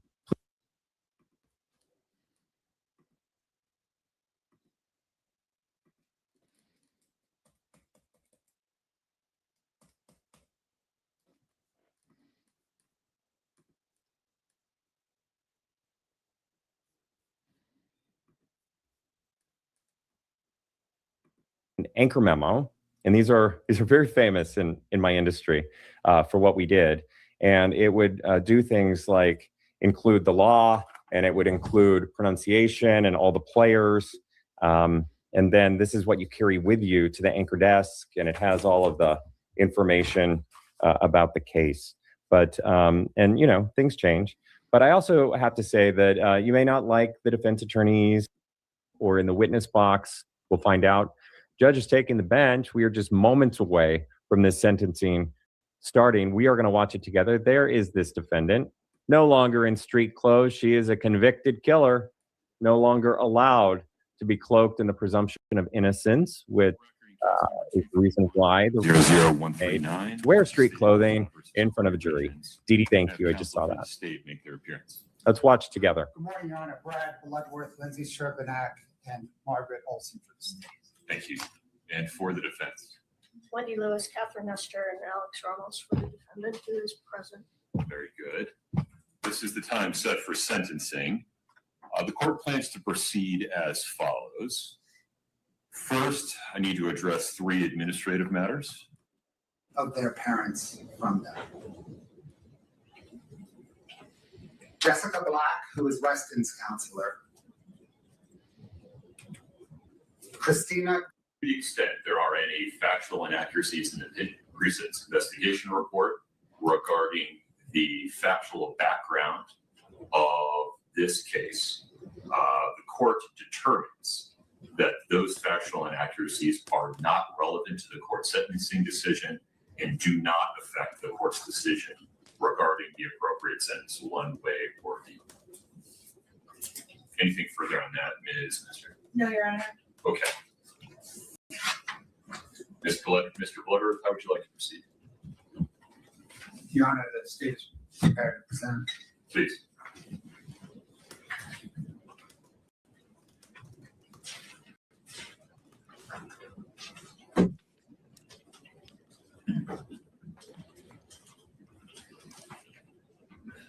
Your Honor, on Valentine's Day 2022, Kori Richins tried and failed to murder her husband and the father of her 3 young children, Eric Richins. Over the next 17 days, she did not think, what have I done? Rather, she thought, how can I do better? And then she murdered Eric in the presence of their children, using poison and for money. Such a person should never again lurk among the rest of us. Her children should never worry that they may one day encounter her. Look at Kori Richins' face in the background. They're rolling her eyes like blah. For these reasons, the reasons set forth in the state's sentencing memorandum and the boundless reasons the court has learned from presiding over this case, the pending criminal case, and the multiple associated civil cases. The state requests that the court impose a sentence of life in prison without parole on count 1, 5 years to life in prison consecutive to any other sentence on count 2, 1 to 15 years in prison consecutive to any other sentence on counts 3 and 4, and 1 to 5 years in prison consecutive to any other sentence on count 5. Furthermore, the state requests that the court order the defendant to pay restitution to Auto Owners Insurance Company in the amount of $1,017,018 and True Stage Insurance Company in the amount of $352,562. State request. Shadow, what have we here? Got a new member, Cotton Coast. Thank you very much for becoming a member. Shadow says thank you too, because it helps us get the soy-free Hootie snacks. And today, since we're going over Kori Richins, we need our Narcan too. And you now have access to the members-only live streams. The next one's going to be tomorrow night, 8 p.m. Eastern. So it's going to be a Q&A and a chill-and-A. So thank you again. That the court order the defendant to pay recoupment to Summit County in the amount of $1,391,943. Kori Richins earned this sentence. Her children deserve it. Only this court can order it. The court's time this morning is best spent caring for a few of Kori Richins' victims. Fathers are not meant to bury sons. Gene Richins will present his victim impact statement first. Losing a sibling is losing a piece of yourself. Katie Richins Benson, Clint Benson, and Dr. Amy Richins will then present their victim impact statements. There are no greater victims in this case than Eric's 3 young boys. The defendant took both of their parents from them. Jessica Black, who is Weston's counselor. Christina Greening, who is Ashton's counselor. And Sarah Barber, who is Carter's counselor, will then present the boys' victim impact statements. Your Honor, Gene Richins.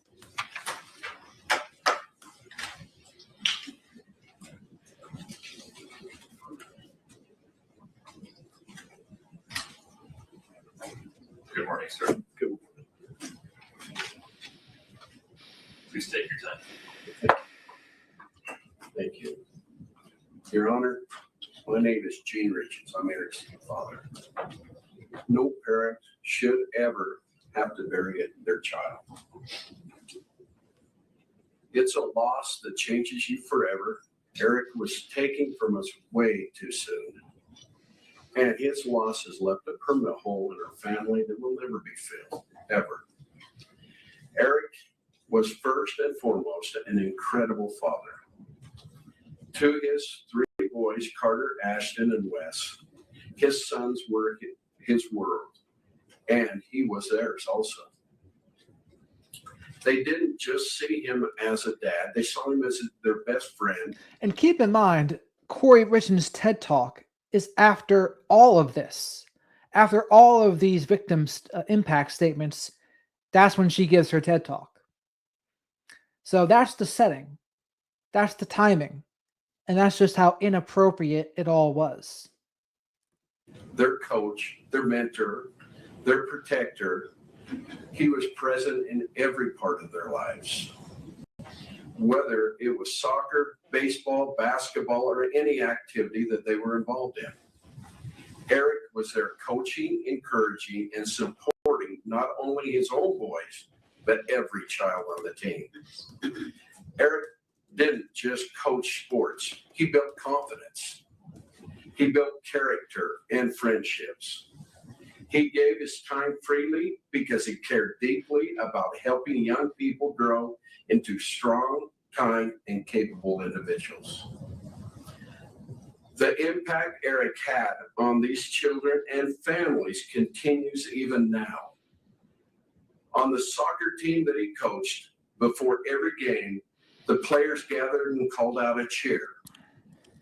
For many teams, it might be something ordinary. But for Eric's team, even 4 years after his death, they still break the huddle with the words, 1, 2, 3, Eric. That simple cheer speaks volumes about a man he was and the lasting imprint that he left upon young lives in this community. He was a light to his sons, to the boys he coached, and to our entire community. A light that was taken far too soon. Eric was only 39 years old. As his father, I miss him every day. I miss our conversations. I miss watching him grow into a man I was so proud of. One of the greatest joys of my life was seeing the kind of father he had become. Eric was patient, loving, dedicated, and fully present in his boys' lives. Watching him raise his sons with such care and devotion was incredibly meaningful to me. Eric was also an amazing brother to 2 sisters, a loving uncle, nephew, cousin, and loyal friend. He was a trusted business partner, a valued colleague, and a respected member of our community.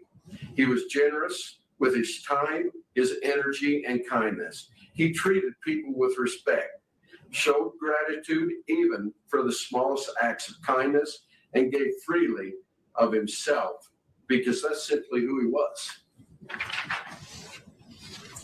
He worked hard to provide a beautiful life for his family. He gave them a home many would consider a dream.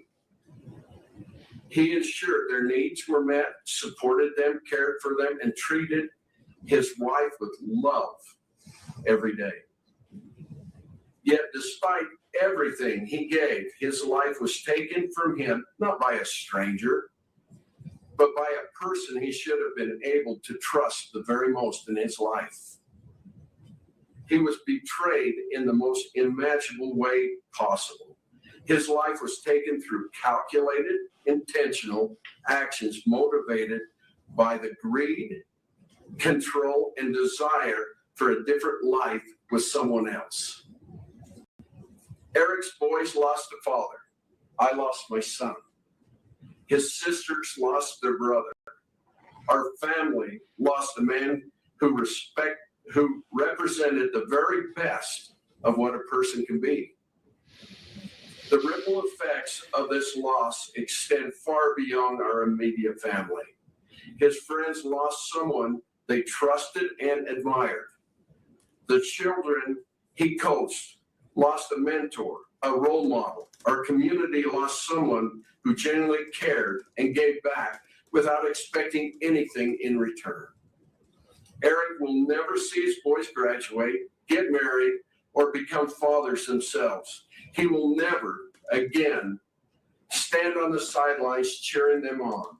He will never offer guidance, encouragement, or love in any way that only a father can. That opportunity was stolen from him and from all of us.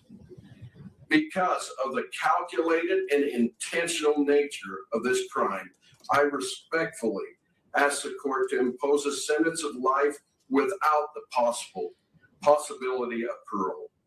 This sentence is important to Eric's 3 sons. Never have to live with the fear that the person responsible for taking their father could ever harm them again and to ensure she can never harm anyone else ever again.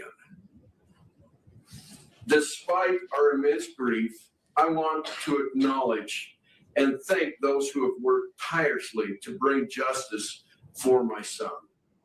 Eric was always grateful for others, showed kindness and dedication, and I know he would want to express sincere appreciation to those who gave their time, effort, and professionalism to seek the truth in this case.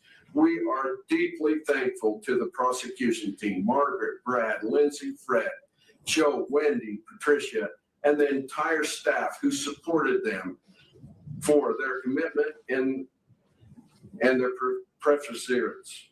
We also want to recognize and thank Todd for his dedication and relentless efforts in helping us ensure justice has been served. We are also grateful to Grace Wardis for serving as a spokesperson and an advocate for our family throughout this process. We thank the Summit County Sheriff's Office, Lieutenant Hemingway, Detective O'Driscoll, Detective Hopper, Officer Woody, Officer Gibson, and all the law enforcement personnel who worked on this investigation. We thank the bailiffs who ensured the safety and the order of this courtroom. We thank you, Your Honor, for your patience, professionalism, and stewardship of this process. We extend our heartfelt gratitude to each juror, including the alternates, for their sacrifice and their time, for seriously taking the responsibility, who carried out to ensure justice was served. Nothing can bring Eric back. Nothing can restore what has been taken from his sons, from our family, and from this community. But accountability matters here. Justice matters. Eric mattered. His life, his love mattered, his example mattered. He will always be remembered as a devoted father, a loving son, a supportive brother, a loyal friend, and a man who made lives of those around him better. We miss him every day and will continue to honor his memory by living with the same kindness and dedication that he showed to everyone fortunate enough to know him. Thank you, Your Honor. Thank you.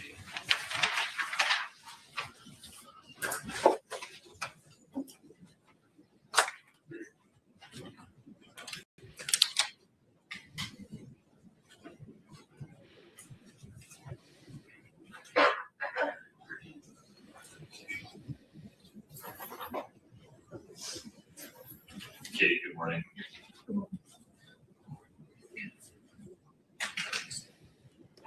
So as you know, I'm Katie, and I'm Eric's sister. To begin, there are a multitude of people who deserve credit and appreciation. Law enforcement agencies across the state of Utah, the Summit County Prosecutor's Office, the Medical Examiner's Office, expert witnesses who worked hand in hand with law enforcement, Eric's friends, Eric's coworkers. And Kori Richins didn't really do a TED Talk. Like, she wasn't truly on that channel. I'm just saying that's what her statement seemed like, a TED Talk. My friends, my family, our entire team of lawyers and experts in the civil lawsuit. There are far too many people to mention by name, and I suspect if I try to, I will inadvertently leave someone out. But to all of you, please know that this would not be possible without your efforts, your support, and the strength of the community that has stood beside us. Both my family and I are forever grateful to each of you. I am also very grateful to you, Your Honor, to this court for the dignified manner in which it presided over the trial, and to the members of the jury for faithfully performing their civic duties. Today is Eric's birthday. I stand before you because he can't. He was taken away from my dad, my sister, his nieces, his friends, our community, and worst of all, from his 3 amazing sons. Sorry. He was taken away from us by a person he should have been able to trust, the person he should have trusted most in the world, his wife. It's impossible to fully describe how devastating Eric's death and Kori's crimes have been to our family. Nearly every aspect of our lives has been permanently changed, and we have no choice but to live with those changes and with Eric's loss forever. Eric was a phenomenal brother, father, son, nephew, grandson, cousin, friend, and businessman. Eric and I were extremely close. We went through school together and navigated life side by side. Wherever Eric went, I was usually tagged along right behind. In school, Eric's nickname was Richie, and mine was Little Richie, a reflection on how inseparable we were. He wasn't just my brother. He was my constant, my protector, and one of my closest friends. Eric was the kind of father who anticipated his children's needs before they ever had to ask. He made sure they were always having fun, taught them how to be respectful and kind, and was constantly planning for their future. His mind and heart was always on his boys, always. Everything he did was for them. Eric was the very best uncle. He made his nieces, my daughters, feel truly special. He always found ways to have fun with them. He doted on them with love and attention. Eric was an incredible son, always there for my parents, stepping in without hesitation. Okay. I have seen him on somewhere before, haven't I? Didn't Jen Coffendoffer talk to him at a point? Or something like that? I think we went over him once. And helping in every way he could without being asked. The bond he shared with my mom was truly special. We would often joke that the umbilical cord had never really been cut. But in truth, it was Paramount Tactical. Yeah, we went over that one too, didn't we? It spoke to the deep, unbreakable love they had for each other. This is who Eric truly was. A man defined by love, integrity, and unwavering devotion to his family. He is none of the things that Kori tried to portray him as. Those mischaracterizations were nothing more than a vile effort to deflect blame. And those mischaracterizations stand in stark contrast to the reality of the man we all knew and loved. Eric's life and his actions and the profound impact he had on those around him speak for themselves. And they tell a story of goodness, strength, and character that cannot be rewritten or diminished. Honestly, I kind of want to find the sons. I'm more interested in what the sons have to say, honestly. The saddest part for me in all of this is that I got something with Eric that his sons never did. Time. I feel cheated that I only got to spend a few decades with my brother, but I should feel lucky in comparison. As Eric's eldest son told me shortly after his dad's death, he and his brothers did not even get 10 years with their dad. It is devastating that Eric is not here to coach them, to work the family ranch with them, to teach them how to drive, to attend. I was sitting in my 10th grade English class when I got a text from Eric that said, "Come outside." I walked out and there was Eric, standing with flowers and that mischievous grin we all knew. I asked what he was doing there, and he just said, "Let's go. We've got to get a little mud on your tires." I had just bought my first truck, a used Ford F-150. Eric took me up into the mountains, and we took that truck off-roading for the first time. It was exhilarating and terrifying. So chat, tell me, who reads the son statement? Which person does it? So I can skip to them.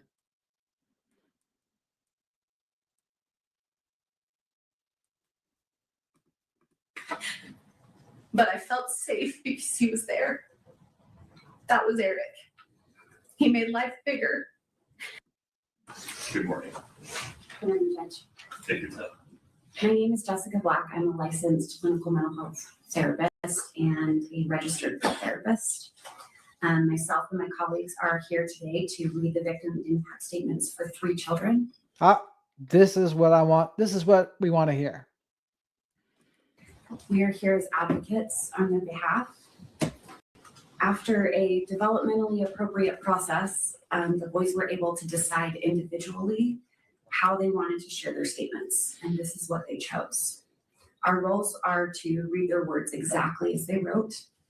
The boys want the court and the world to hear their side. This is from WR. I woke up to sirens, and there were a lot of people at my house, and I was definitely scared. I felt confused. I was in a bedroom with my brothers, and I didn't know what was happening. At first, I was really scared because I didn't know what was happening, and I had no control, and I felt helpless. I felt really overwhelmed. After my dad died, Kori would put us in the basement while she was with the neighbor. I felt scared because I thought something really bad was happening again. She would take me to places that smelled really bad. Everything she did made me feel uncomfortable. When someone talks about Kori, it makes me feel hateful and ashamed. She took away my dad. It's made me have a hard time trusting people. I was scared that Kori's family would come to my school and take me. I had to go to counseling with DCFS in Heber, and I did not like it. DCFS made me talk to Kori, and I couldn't do things that I wanted to do. I felt not important to anyone. I feel a lot better about myself now than I did with Kori. I can't ever see my dad again. I want her to go to prison forever. If she got out, I would be so scared, really mad, and I wouldn't want to go with her anywhere. I'm worried that she would take me away from Katie and Clint. Once she is gone, I will feel happy, and I will feel safer and relaxed and trust people more. Thank you.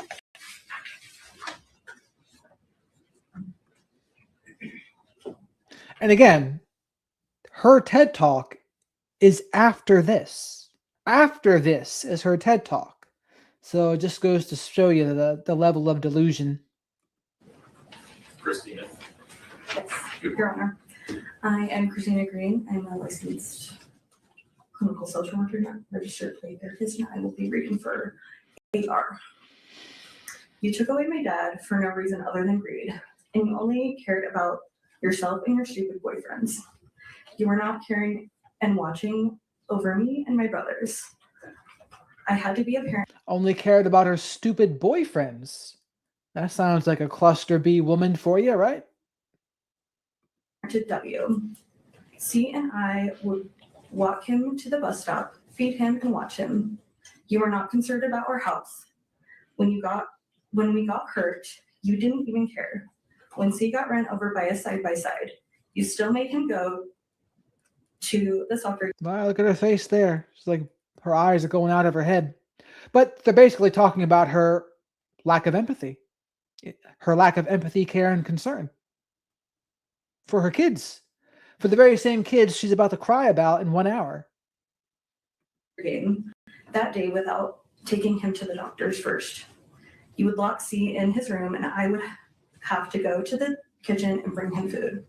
You shamed us when we didn't want to eat uncooked lasagna you made. We threw it away because we couldn't eat it. Then you made us watch videos of children starving in war areas. You wanted to scare us into eating something that wasn't cooked. You wouldn't let our dog outside, and then the dog would pee inside. You created this problem, then you would smack my dog on the head as hard as you could. You wouldn't let... Smack the dog on top of the head as hard as you could after it peed in the house because you wouldn't let it outside? Shadow and I do not condone animal abuse.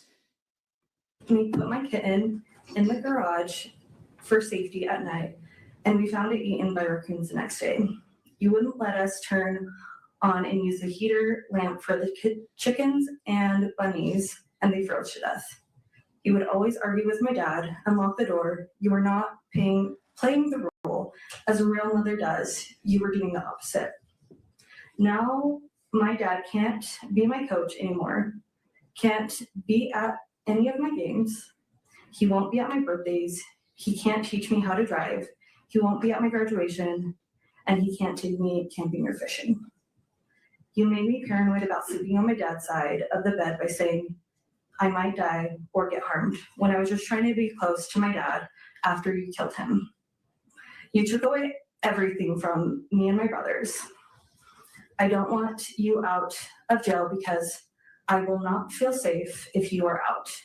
You have never said sorry for anything that you have done to me and my brothers. I don't want you to hurt anyone again. I know that you will need to stay in jail to fully take accountability for what you did to me, CW, and my dad. With you in jail, I will be able to continue to feel safe and live a happy and successful life without fear of you hurting me or anyone I love. Thank you, Your Honor.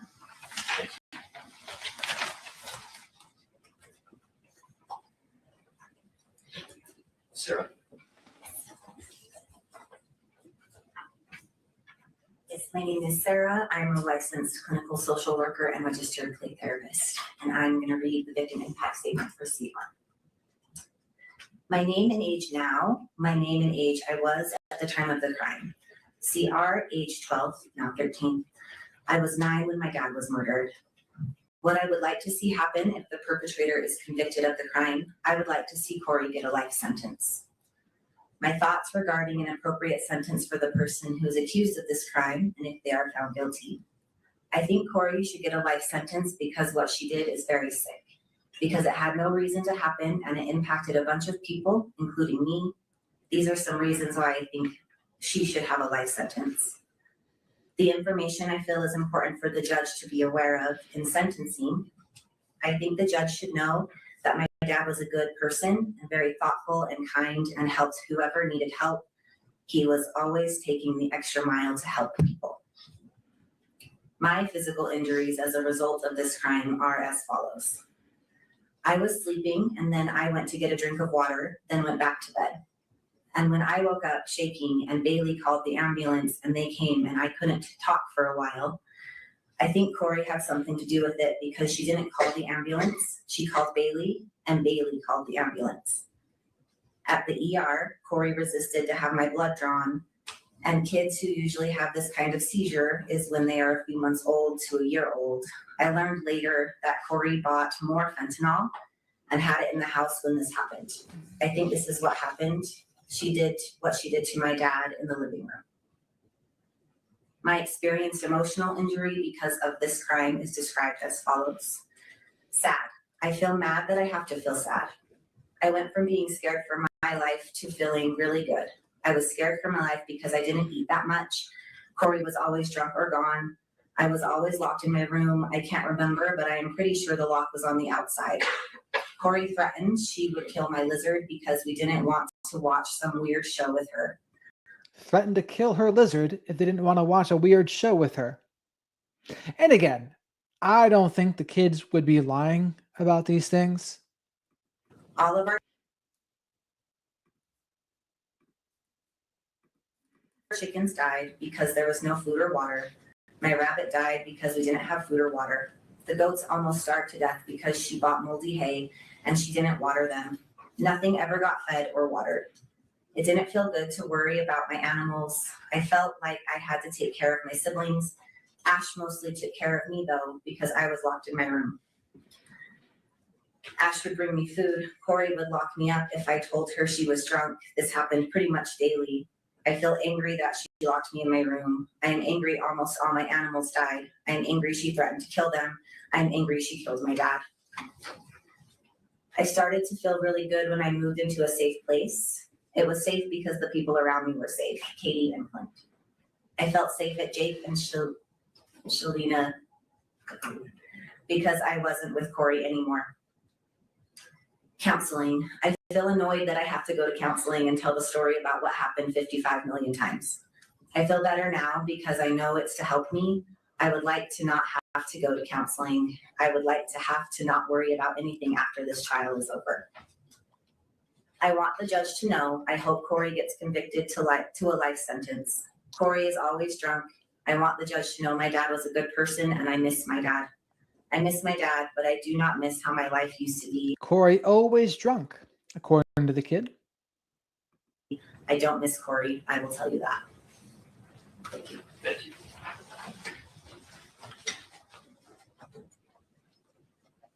Mr. Bloodworth, anything further from the state? Your Honor, the state moves to admit state sentencing exhibits A through I previously provided to the court and defense. I have copies now I can bring to the court. Any objection, Ms. Esther? Yes, we do object to some of those being on the public docket. And we can, if we want to take a break, we can go through that with the prosecution. I actually sent him an email asking if they would be filed publicly. His response was no. So I was unaware that he was going to do that. Admitting them and filing them publicly are two different things. Any objection to their admission? Not to their admission, only to their public filing. Your Honor. Okay, we can work that out. States A through I are admitted. I need a break. We'll be in recess until 11:10. If during that break you and Ms. Nestor would come to some consensus about what the defense wants to have listed as private and or protected, depending on the content. Your Honor, the state agrees all. Okay, understood. That's the order of the court. We'll be in recess until 11:10. Follow the directions of the court security director and the bailiffs in terms of how to leave and re-enter the courtroom. Thank you.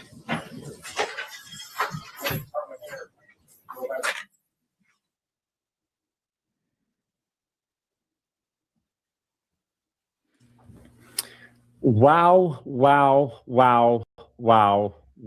Okay, so they're in recess right now. Look at her right there in her jail jumpsuit, soon to be prison garb, as she is transported to Utah State Prison Correctional Facility for Women. We're going to find out what her sentence will be, but she's in shackles and she's in handcuffs. The family of Eric Richins having to sit behind her. And it was just traumatizing for them, as you can imagine, to have to stand up there and with all of her faces that she's making. Are you kidding me? All of the faces, the judge is seeing what we're seeing. He has a front row view to all of that. And all the faces show you what? She's certainly not validating their perception of reality, that's for sure. So if anything, she thinks she's going to try to invalidate or gaslight them, is basically what those faces mean. Not basically just ignoring what they're going to say and what they're taking into consideration, right? We heard from the father, we heard from sisters and brother, and then we heard from those boys through victim impact statements being read in full by counselors and victims' right advocates. And wow, I mean, they make allegations that she killed the animals, that she tortured the animals, that she was, abusing the boys, locking them in their rooms, not letting them have food, serving them food that wasn't edible, showing them terrible videos, and then allowing their pets to die outside, their animals die outside. I mean, that is really something that I necessarily hadn't heard before, and it's quite shocking, very disturbing, and it kind of goes to show you someone that might be capable of killing their husband. The other things that stood out to me, along with you, I'm reading in the chat there. So Eugene said, no parent should ever have to bury a child. That's understated, underlined there. He was an amazing father, Eric Richins was.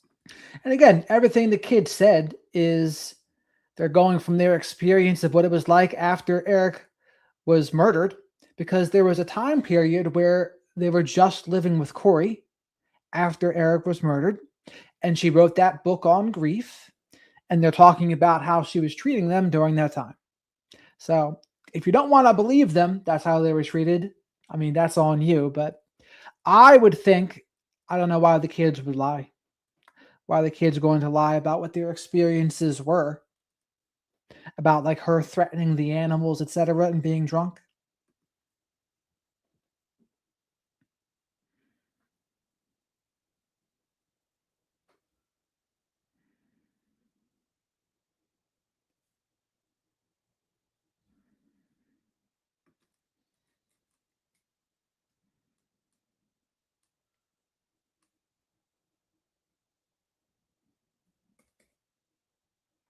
So, Hot Hand, why do you think their family's influence has been dangerous?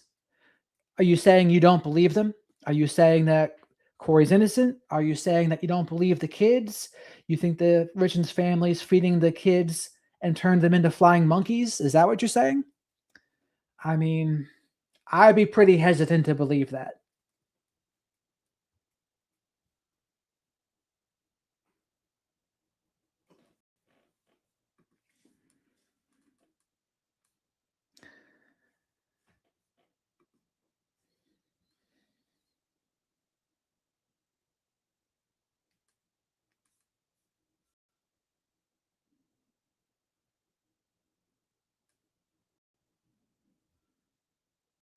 How do you hope they protect the kids more?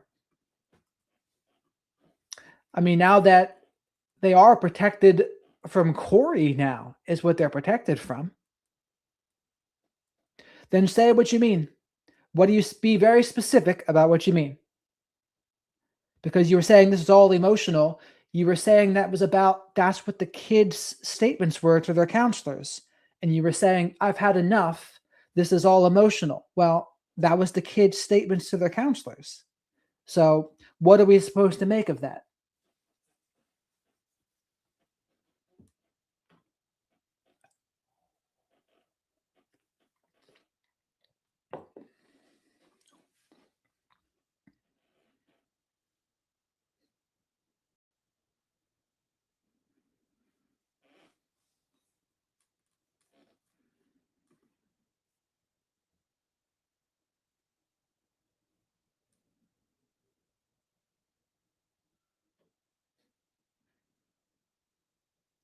So, Hot Ham, you're basically going to dismiss the counselors then? You're going to say that the counselors are dumb or lying or what?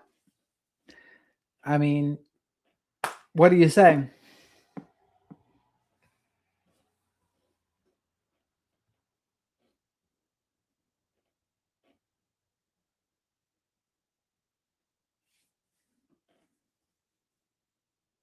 So then, what are you saying or what are you trying to imply?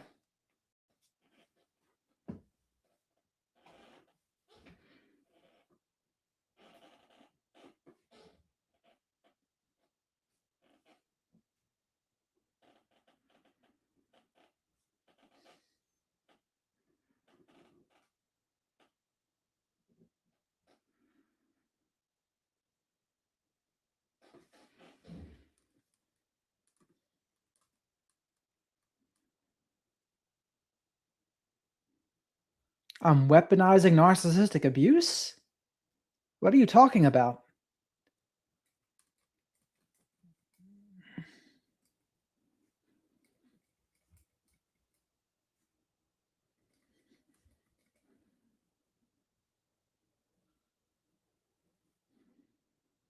That's what the impact statements are for, Hot Ham. Ask Bella. That's what they're for. All the family, including the kids, if they've lost a parent, that's what those things are for. No, I am not weaponizing narcissistic abuse. I have no idea what you're talking about. Me sharing what the kids are saying and then saying that, oh, they said that Kori threatened animals. That's not weaponizing narcissistic abuse. That's calling out problematic behavior. I don't understand what the issue is here.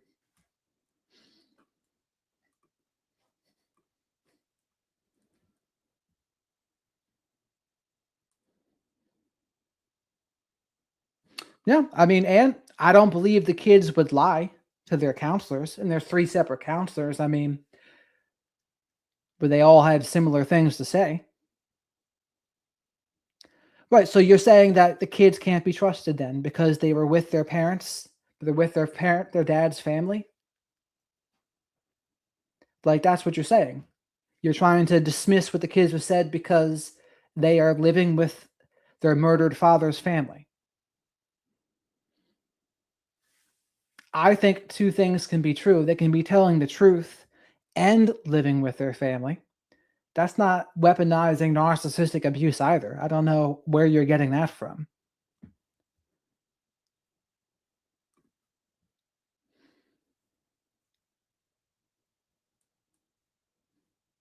The thing behind my ear is my magic wand, of course, a reminder to myself and others the little things in life matter.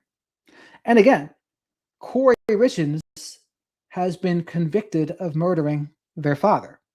Like, that's reality. That's what's happened.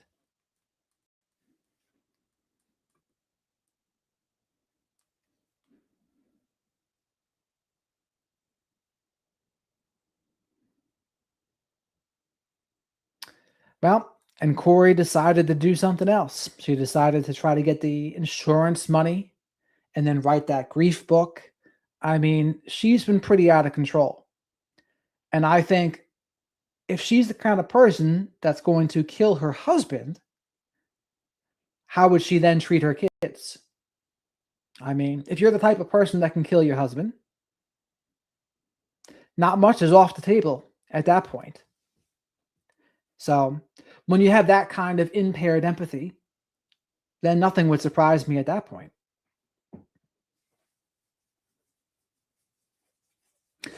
But yep, it's about time to rock and roll here. So Miss Kim, I mean, I don't understand what you're saying, Philly. I mean, you're saying that you think the kids have been brainwashed by Eric Richins' family, the person that just lost their loved one? Is that basically what you're saying? They're brainwashed? I kind of think that's a dismissive way to see it.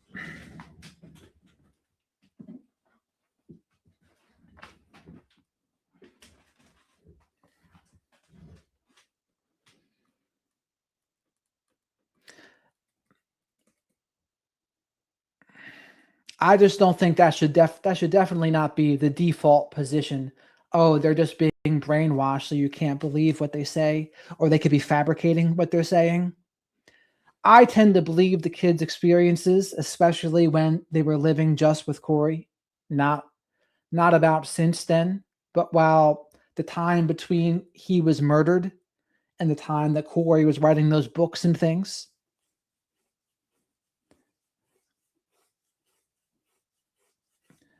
No, they lost. Their father was murdered and their child was murdered in that case, or their brother was murdered in his sister's case. I mean, again, how do you think someone would talk about someone that murdered their brother, daughter, son, etc.? Like, and unless you think he OD'd, then she did it. And if she did it, how do you think people are going to talk about her if she did it? So that's what I would say.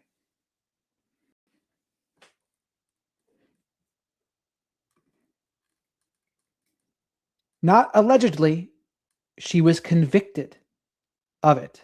She's been convicted of murder. And she just got sentenced to life in prison without parole today. That is more than just allegedly.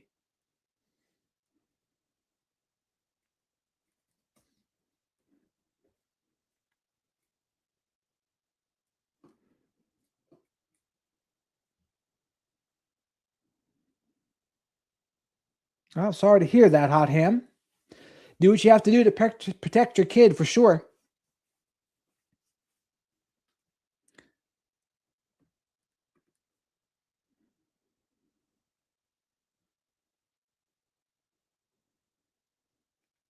Well, I think also part of what happens is when there's a woman that's the one that's been charged, some people get a little squirrely about that.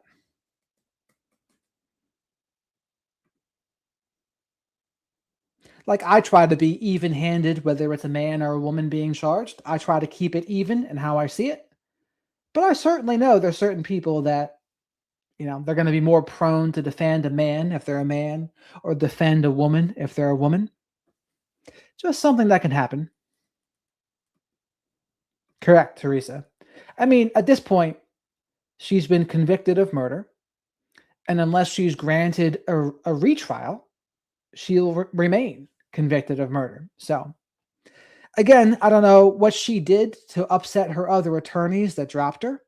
Her attorneys maybe could have given her a better case, but again, they're trying to get to the beyond a reasonable doubt part, create that reasonable doubt that she didn't.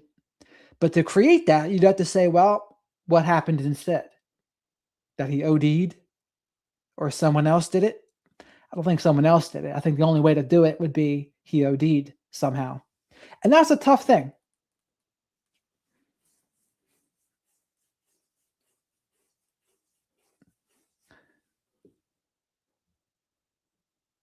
Oh, I see. So so Philly thinks that Brian Kohberger was innocent? That's what you think?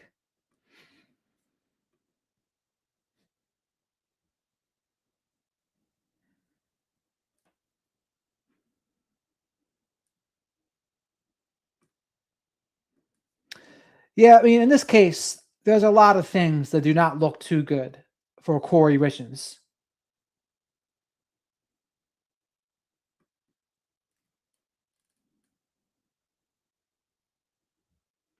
And Teresa, and do you think that's what he did? Do you think he took the drugs himself? I don't seem to think so. Considering everything we've seen about Kori and her desire for money and status and prestige, I mean, it all adds up. Bella, what do you think? Do you think Kori's guilty or innocent, Bella?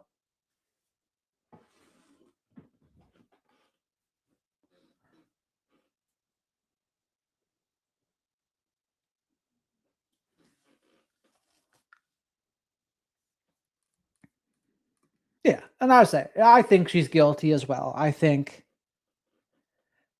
it didn't seem like OD would be what would happen here in this case.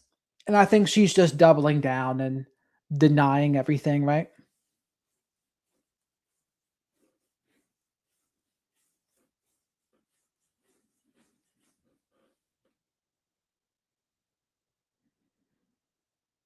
We take all of the facts here, Philly. I see you seem to think unless you go deep down and believe all of the conspiracies that you're just going off the narrative. Well, here's the thing. Sometimes the narrative is correct. It just is. Not everything's always the hidden thing. But there are some people who think that's what it is. Everything's the hidden thing now. And it's just not always. Takes critical thinking.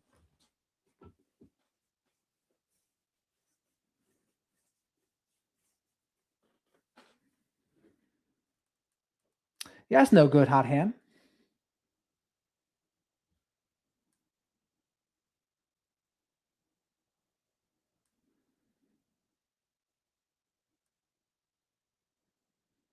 See, but a lot of people, what they'll do, even like a Candace, like all she does is ask questions. But at the end of it, there's nothing that ever really turns up. It's just asking questions, and then making and building assumptions off of assumptions without anything being proven. And so what happens is she leads people astray so that they've made many leaps without anything being proven. So again, I think what happens is some people, because sometimes the mainstream narratives haven't been correct, now people think, so there are sometimes the mainstream narrative wasn't correct, so it must be never correct. And that's literally what people think. They go from all to nothing, black to white. Well, their mainstream narrative wasn't correct about maybe the Gulf or the Vietnam War, for example. But again, it just depends on the situation, which one it is. I mean, if you can't handle Philly, just us talking it out, I mean, I don't know what to tell you. This is what critical thinking is. This is what challenging your ideas is. Having disagreements with people, talking things out. So now I'm a woke channel for talking things out. I mean, that's just ridiculous, to be honest.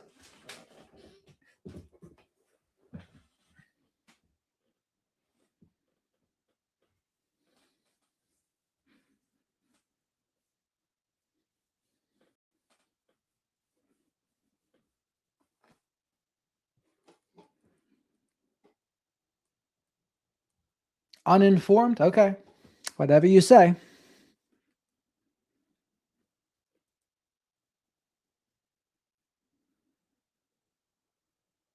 Like I said, every issue needs to be taken individually. What I would think on each situation, and this should give you the clue that if anyone's on the right track, it's me. I get criticized by everyone. I get criticized by people like Hot Tea for platforming too many people on the right. And I get criticized by people like Philly for not being, or being too woke, apparently.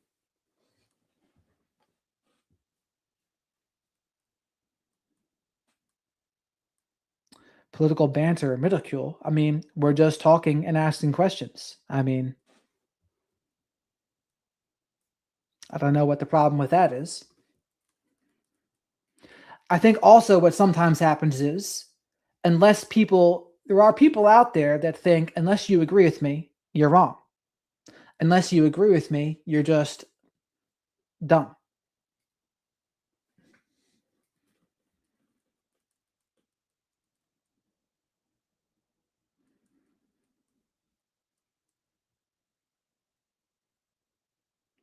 There's something to that, Annie, for sure. There's definitely some wild things about the JFK stuff. That's for sure.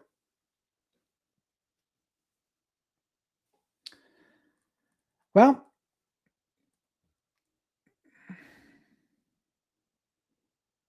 you can feel to give us free any information as to why you think Kori Richins is innocent, if you would like.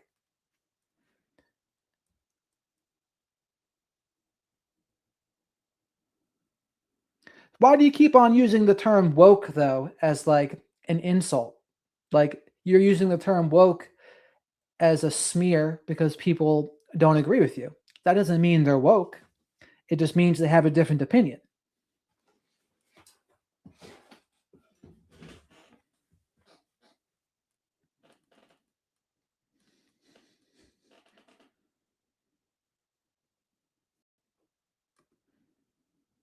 I would say, Hot Hand, no one can put me in a box because you put me in a room long enough with some people, I'll disagree with them. I'll disagree with people about something eventually. It is what it is. I think when people think for themselves, it's rare that you'll always agree with others.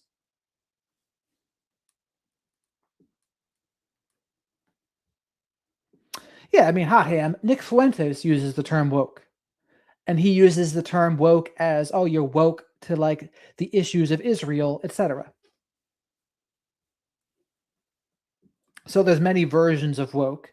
Are you woke to Israel? Are you woke about quote unquote identity politics? And then people on the right weaponize it against one another. Woke right, non-woke right. It's wild. But again, I'm willing to talk to people about anything. But I guess it's a good place to end it for now, because there's nothing else to say.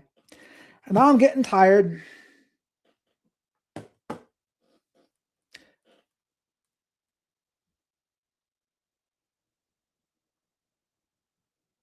I mean, no one mentioned Trump today at all.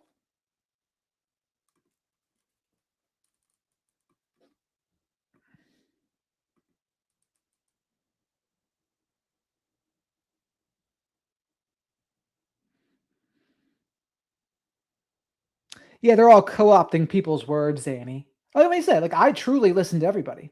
Like, I listen to, you have a good night, Ruth and Mavs. I listen to all sides of all information, because if you don't know the sides, you can't disagree with them unless you know their argument. That's how I see it. Thank you, Mavs. Make sure you like the video on your way out. Like the video. Subscribe to the channel if you're not already. Of course, Linda, Shadow, and I are happy to help. Remember what they say, Snoop? You can't wake those that are pretending to be asleep. The old Native American expression. Yes, Bella, we do that, right? I think Bella and I have disagreed before.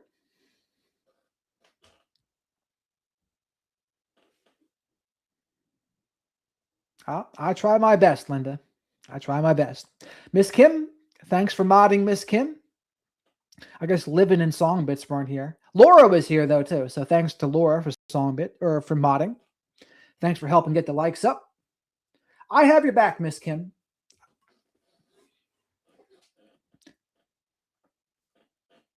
I try to have all my mods back in particular. I think the people come at them is coming at me.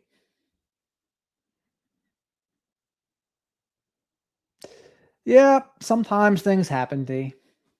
I try to be open and reasonable, but we shall see.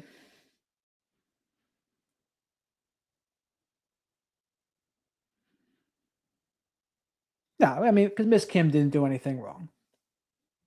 I would say something if someone did something wrong, or it's also my job to protect the community as well. So they don't like toxic forces. That would be not good. But remember, the big thing is disagreements are fine. I think disagreements are fine. Different opinions are fine. The issue becomes when you like belittle and devalue someone that disagrees with you. That's what I would say.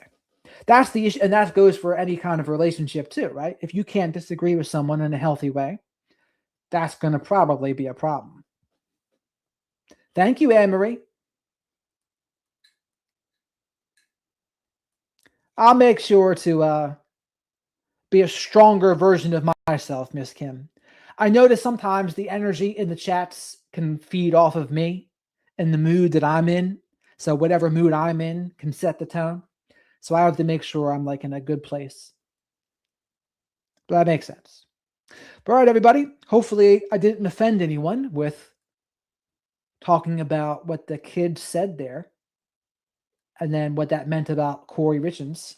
I didn't think that would be a problem, but perhaps it was kind of to some people.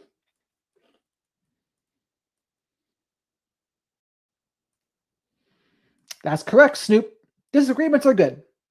I like a good debate and I like a good disagreement because that's when you learn new things, right? And that's how this actually, when I've listened to people like Destiny, for example, I listened to a lot of his debates with the conservatives. They're very interesting. Thank you, Hot Ham. I hadn't seen you around here for a while, Hot Ham, but I'm glad you're back. And I'm glad you're not upset, Dana. That wasn't the goal here, to make people upset. Very good, Julie. I appreciate your support, Julie. Shadow appreciates it too. Amen, Miss Kim. And like I said, I'm sure Eric Richins' sister and her father are not very happy with Kori Richins, right? So do they probably, I'm not sure how they talk about her to her sons. Probably not great.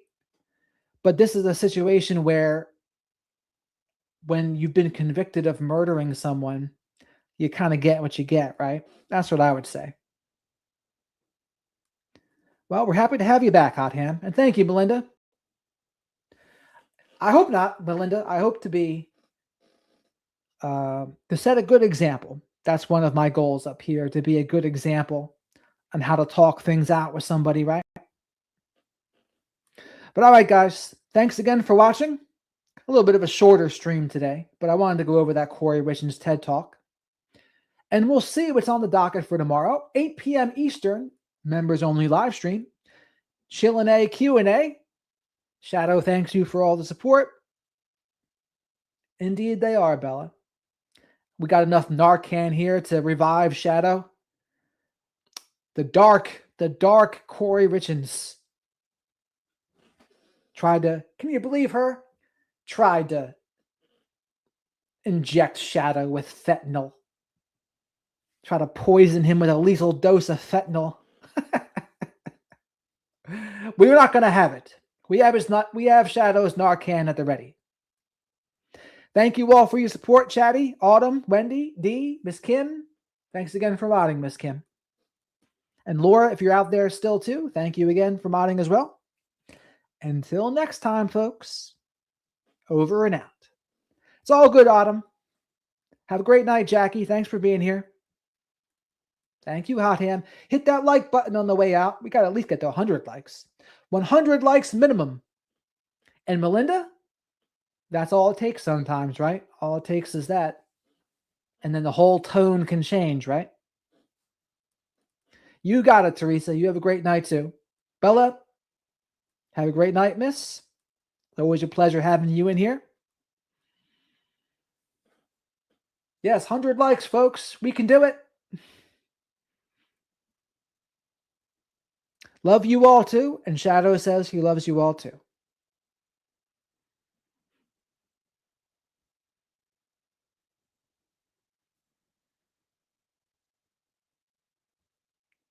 All right, guys. Have a great one. All right, by 9:30, 10 p.m. Eastern, probably. 8 p.m. members only live stream. So D, 8 p.m. 8 p.m. Eastern. Good idea, Hot Ham. All right, guys. Have a good night.